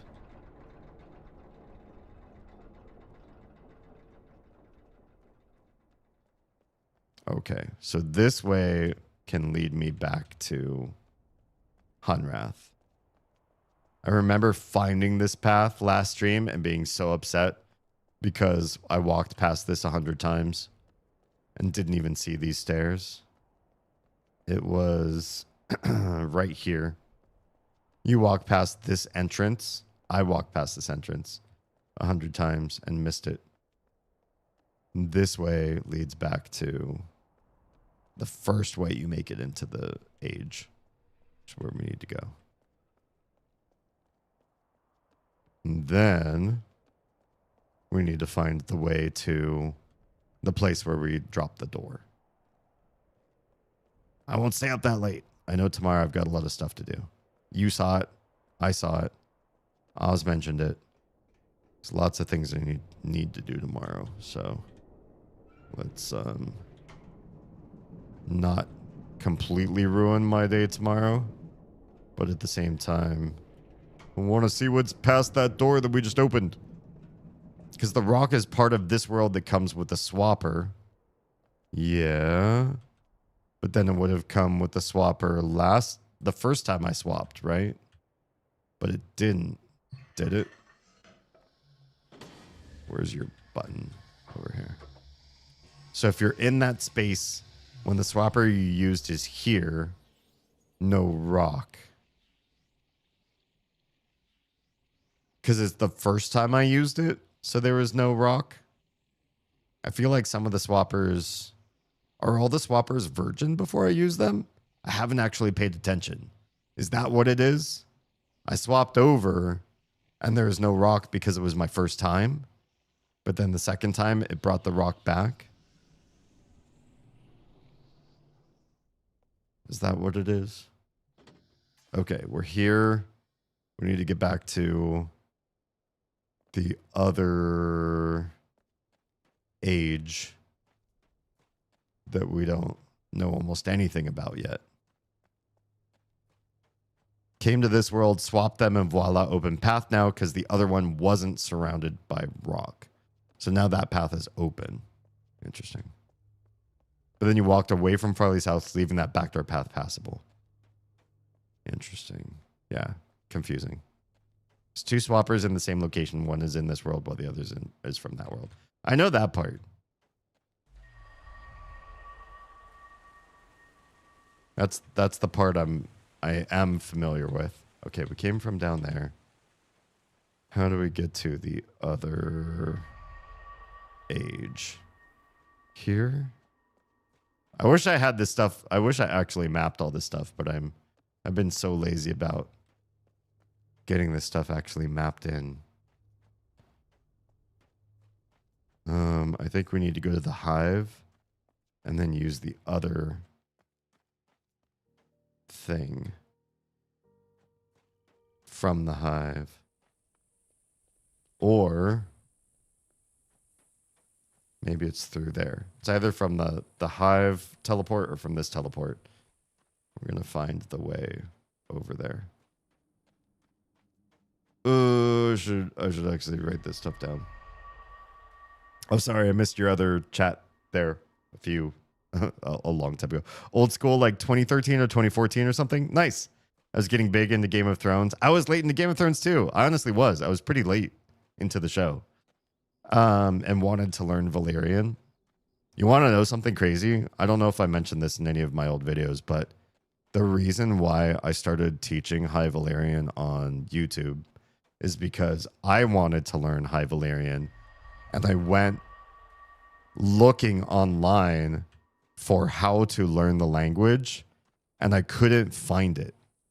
I couldn't find it anywhere.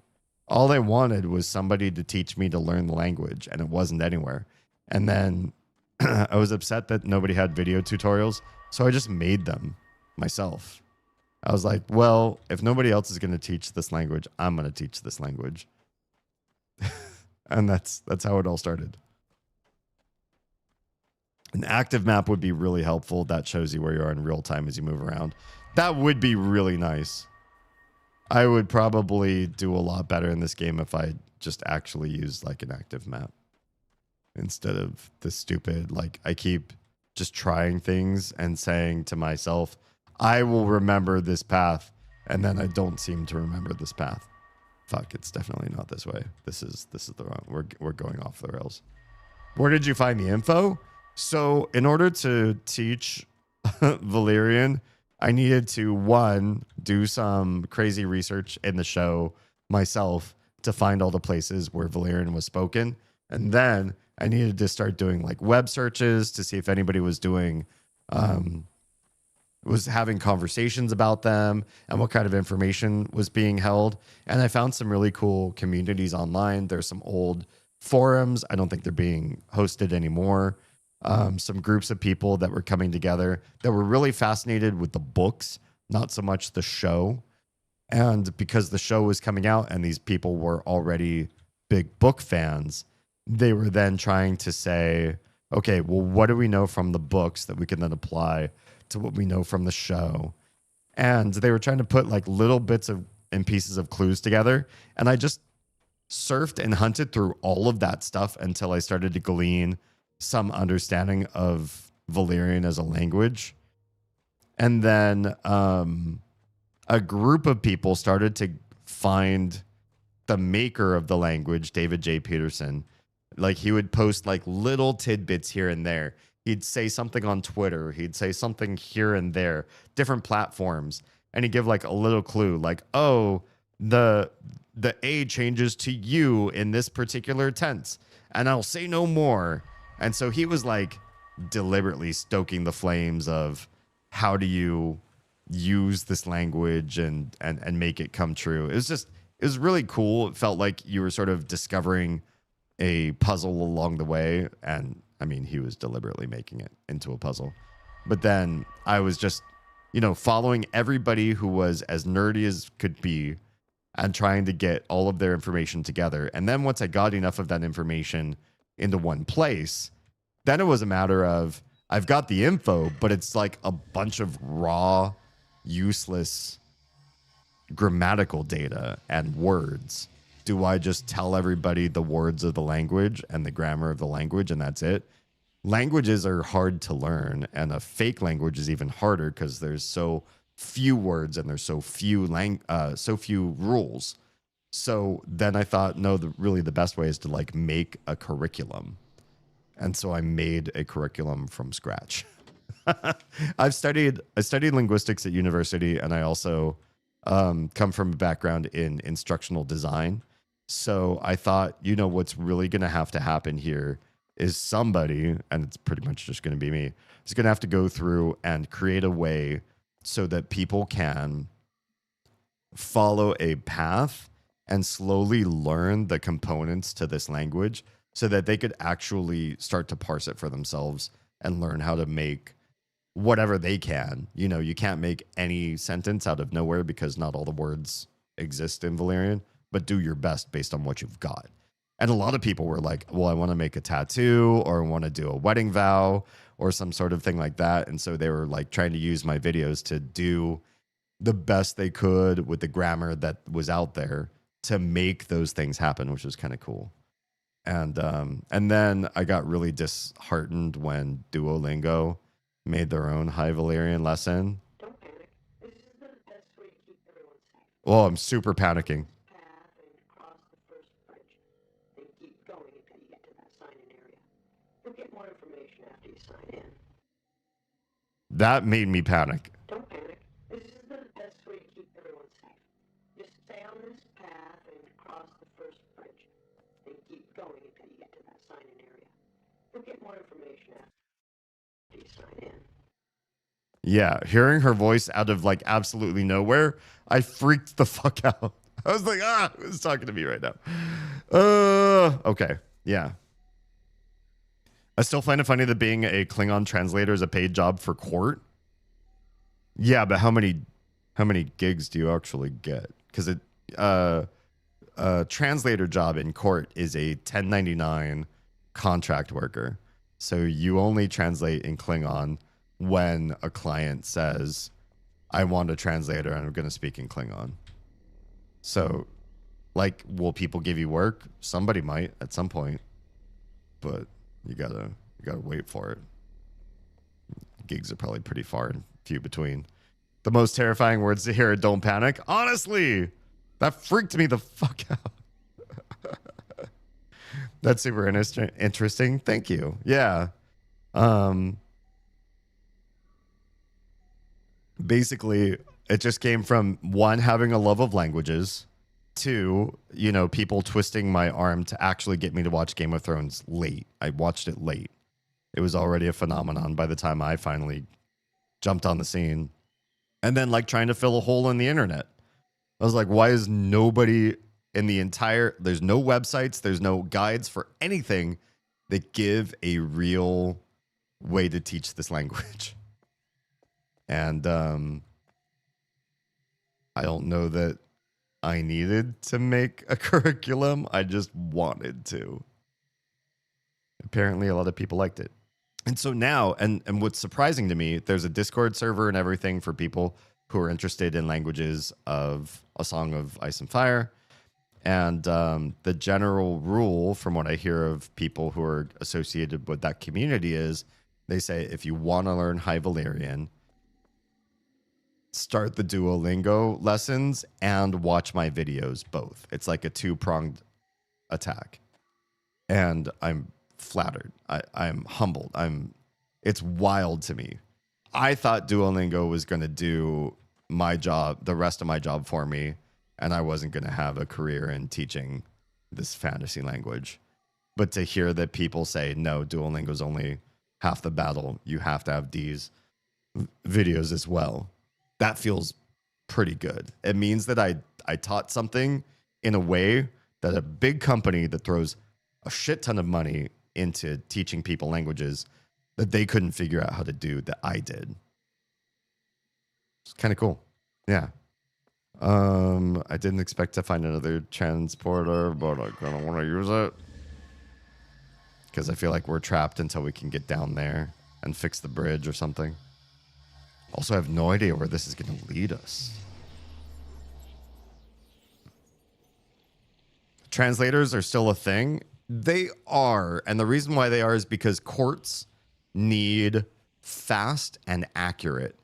And you cannot use dictation translation and make it be as fast and accurate as a court might desire. In fact, I recently watched a court proceeding because this used to be my world. This was my day job when I had a day job before I was just doing full-time content creation. Where the fuck am I? How did I get here? Is this not where I just was with the previous... Wait, that one's right there. Wait, what the heck? I'm so confused right now. They're right next door to each other. Do I... Oh, shit. Some people are on ad break now. Do I want this to happen? Maybe. Do I want to go back to this one again? And now is there something new over there, like a bridge, where this one is a broken bridge? That feels right. God, this is going to keep me up too late. I'll keep this up, but not too long. And we'll finish the story on teaching languages. It seems like one job completely doomed by AI. So I watched this court proceeding, and the judge, the attorneys, and the defendant and plaintiff, they were all in person in the courtroom, but the translator was remote. And when the translator was trying to do their job remotely, there was lag. Like, they were sitting and listening to what somebody was saying, and then they kind of wait for the person to be completely done, and then there's like a couple seconds where either they were thinking or there was lag or whatever, and then they did the translation, and everything just felt like a little bit slower than in-person translation work. And the judge, what's the word? Put the whole trial on hiatus and said, no, this isn't happening until we get an in-person translator. We're not doing this remote. Remote does not work for me. That was it. Please don't say don't panic. Go away. I don't want to hear it. Oof. So it's like AI will probably catch up at some point. It's probably a job that's getting close to being doomed, but it's not quite there yet. You know what I mean? We're not quite to the point where we've replaced those people. So that means you could get paid for translating that language if anyone is using it to avoid criminal charges. Yeah, if somebody really wanted to assert like, hey, I literally will only speak High Valyrian in court. It's my family language. It's the language that I will speak to anybody that's important, and I don't know any other language well enough to use that. Could you assert that you needed a High Valyrian translator, and could I step in and do that? Perhaps. I'm not going to hold my breath and expect that that's going to be any form of reasonable money to work with. That's really cool. I definitely remember your vids being hella informative. Thank you. I mean, yeah, I personally have studied 12 different languages now to varying degrees. Some I've gone deeper down the rabbit hole, and other ones I've just had like a smattering of information. And I'm not counting languages where I've just learned like a grouping of words for funsies. Like, I spent a season of my life learning Farsi, but I really only learned like 20 coined phrases. So I wouldn't say like I studied that language. You know what I mean? I wasn't learning like how to pronounce the letters and the sounds and how to use grammar and all that sort of thing. Oh yeah. So this swapper is gone. We can't use it while it's gone, but now there's a bridge here. Good shit. That was important to do. So I get it. I'm starting to get it, I think. The swapper moves with you. I always thought the swapper was in one place and the other place always. It was waiting for you in both worlds, and you could always use it in both worlds. And now I'm realizing that is not the case. That's pretty. I wish you could just jump in. But yeah, I had a cat that tried to jump on algae once and ba-dunk, jumped right into the water in a pond. She was not happy. She jumped right back out, really upset, and covered in algae. Yeah, all this study of different languages, I feel like I know where a language is frustrating to learn and that there's certain things that verbs do or nouns do, and it's just annoying. Or it's not hard, but it sucks.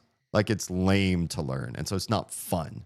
And so if you can put some sort of veneer or twist on it, or just do something so it's a little more gamified or cute or whatever. Because some things about language are honestly like they're just tedious. And so learning in a fun way is about the best you can do. Without the fun, then it's just work. And if you make a fake language just work, it's even worse, right? Because it's like, why am I learning this?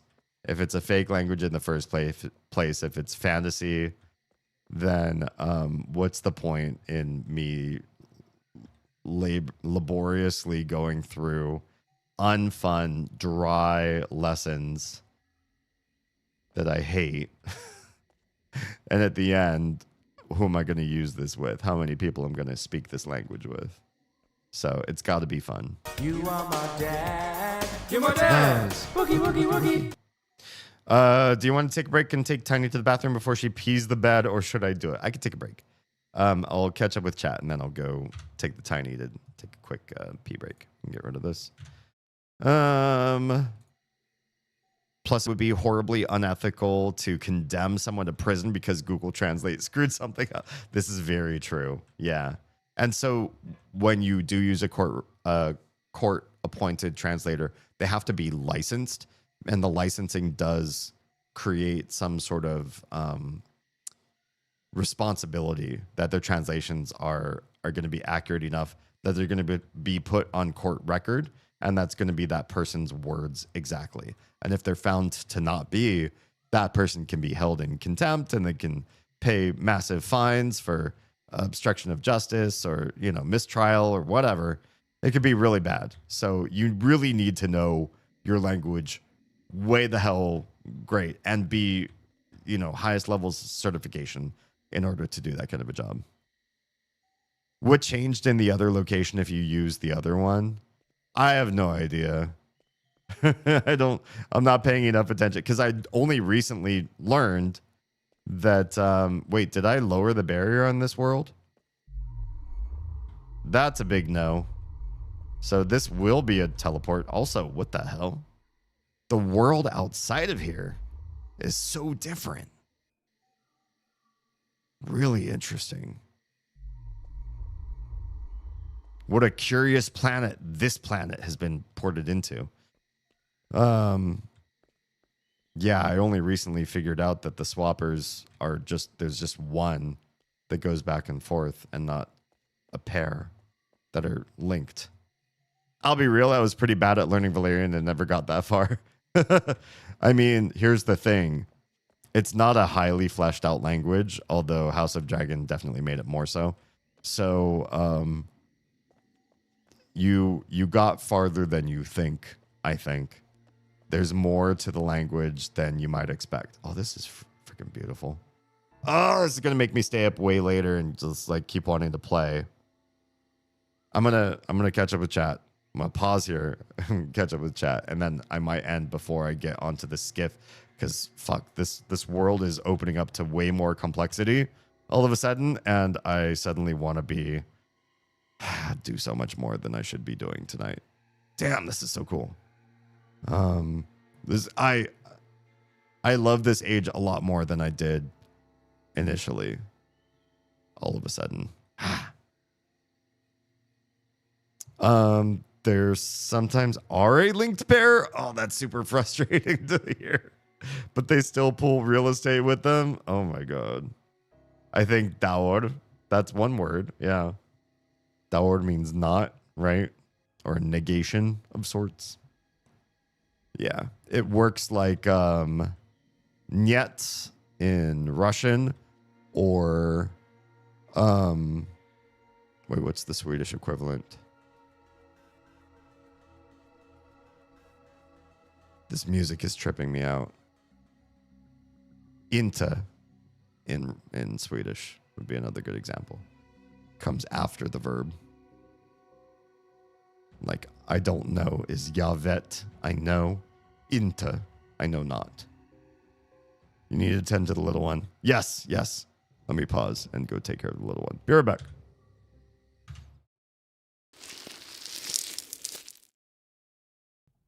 It's backwards. Of course it is.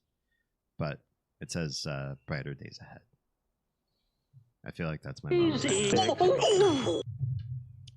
definitely got me through since I've gotten the water bottle till today. And I think it's going to continue to get me through 2024. Just those words. Just those words from a couple kids giving me a bright pink. Of course I can't move forward.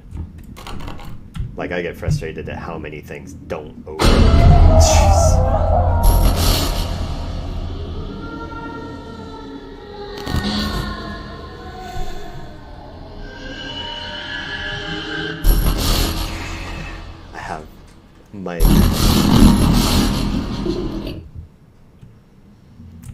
I have the soles of my feet have goosebumps right now.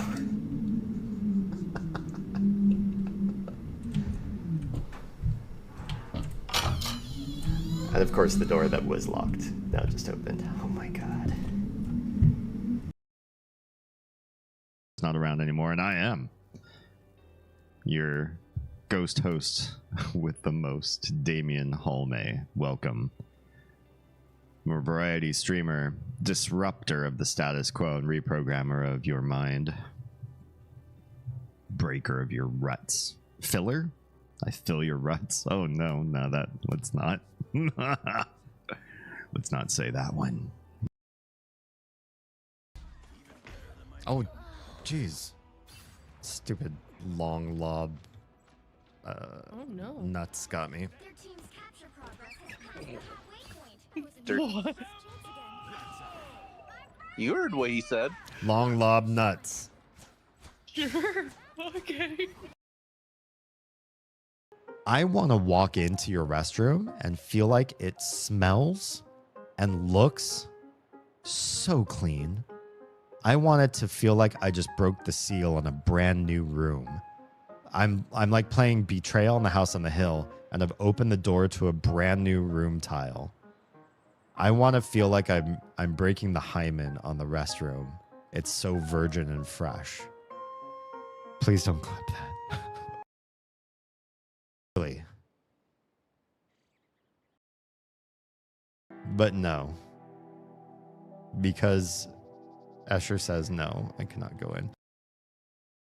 The night, that's like, you know, they're enriching themselves in some way. It's like they're also giving up sleep. Yeah, they're also harming themselves in their personal development. It's not great. I could think of better things that they could be doing at this time, at this hour, like sleeping. Accident says, when I was on food stamps, I had to stick to a budget of $11 a day to feed me and my daughter. Yikes. I'm a former Sue. Former Sue? Yeah. Ugh. Former head chef. I'm Yeti. I'm Yeti. Together, rub them until you get some friction, and then talk about one topic or another. Where are we exactly in roads? Okay. I really don't like how many blips are on the screen. It does make it really hard to see. No, thank Maybe I you. should I'm afraid toggle I'm actually blips on the job right now. back off. What? Somebody said oh, no. Wait, who's this guy? Who is this guy? Fuck. Just save again. I feel like it. Oh, we can't. Okay. Good thing we saved before we got here. Although I'd hate to watch that whole cutscene again. I just want to be let out. I remember this area and I just want to be let out of the cage. Coming out of my cage and well, I'm not coming out of my cage. That's the problem. Okay. Well, I think there's only one thing to do while you're in here, and that's we're about to start explaining. You're my dad. A double whammy. They both came at the same time. 给你们1分钟，好吧？所以我觉得，所以那些地方有多多的亭子地方有门可以开。如果你开门，然后门后面有一个厅房间或者一个人道，我真的先不喜欢了。第一的 Riven 我真的不喜欢。然后他们在这个新的办法做通秘密的地方，你开一扇门。然后你再多一个地方你可以找，真的不喜欢，太无聊了。但是 Nope. Let me go talk to her. I still see. All right. Well, that was a good time. I'm going to go back into the game so I have some background music to end stream to. It's one of the few places in the game where there is a consistent background music, albeit a little bit haunting. I can't wait to see what this new area has to offer. It's unfortunately so enticing, and so if you too are excited to see what happens next in this area that we just recently unlocked, please join me. Thank you, Thanks for Jam. the streams this week, Damien. Appreciate your face. Thank you so much, Jams. We are going back to this world and the new stuff that we've unlocked exactly 1 week from today. I stream Fridays and Saturdays starting at 10 p.m. Eastern when I start on time, and 7 p.m. Pacific when I start on time.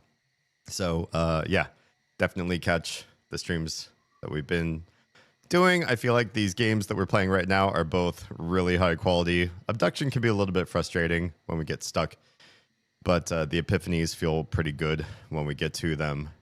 In Stars in Time is not made of epiphanies, but it is made of a lot of dialogue. It's a very heavy dialogue game. The characters are all talking to each other all the time. There's narration on top of that, and it's just there's a lot for me to read and say, but it's also a really fascinating game. The gimmicks in the game are really interesting. The world build is pretty good. Yeah, it's good. It's really good. And I'm falling in love with it the more we play. So also in Stars in Time has been really good. Yeah, definitely. Join me Fridays and Saturdays because they're both really great games, even if they're not that well known. I don't think a lot of people know either games, but the cult followings and the recommendations that you all have given me to play these games, I'm really super appreciative of. Not popular, not a big deal. Cool games, fun stories, great times, and just great chats with you all. That's what I'm here for, and I super appreciate that. Thanks for giving me the confidence and the courage and the community. Oh, that's all these C words that have inspired us to go full-time content creation. And we look forward to giving you so much more with this year. There's lots of cool stuff in the pipeline that we're just trying to find the resources and time to make happen. So yeah, we look forward to giving you more and more the good stuff and making this endeavor as big and fruitful and important to the rest of the world as we possibly can. So with your help, your likes, subscribes, follows, reposts, comments on everything that we do, we hope we can find more and more of our tribe. And then we find enough of you folks that we don't need to ask for stuff, handouts to help us make it through year to year, but that we actually make it through just like ad revenue and, you know, enough following. If we get enough people on board in tribe, then our work is done. It will require a lot, but I think we can do it. Yeah. All right. If you've been watching on any other platform besides the purple one, we're going to say goodnight to you now. catch me again on next Friday. Go find my Discord server if you know how to cyberstalk. You just go to DamienHalmay.com and you can find everything you need to there, and go bother me either in Discord or in DMs or emails or whatever in the meantime, so I'm not so lonely between this stream and next one. Just kidding. Many of you do this already, so appreciate your faces for being active communicators. All right. If you're not on the purple stream and your stream is ending right now, if you are safe, fed, and loved, please make sure someone out there is too. And I'll see you in the next one. Ciao.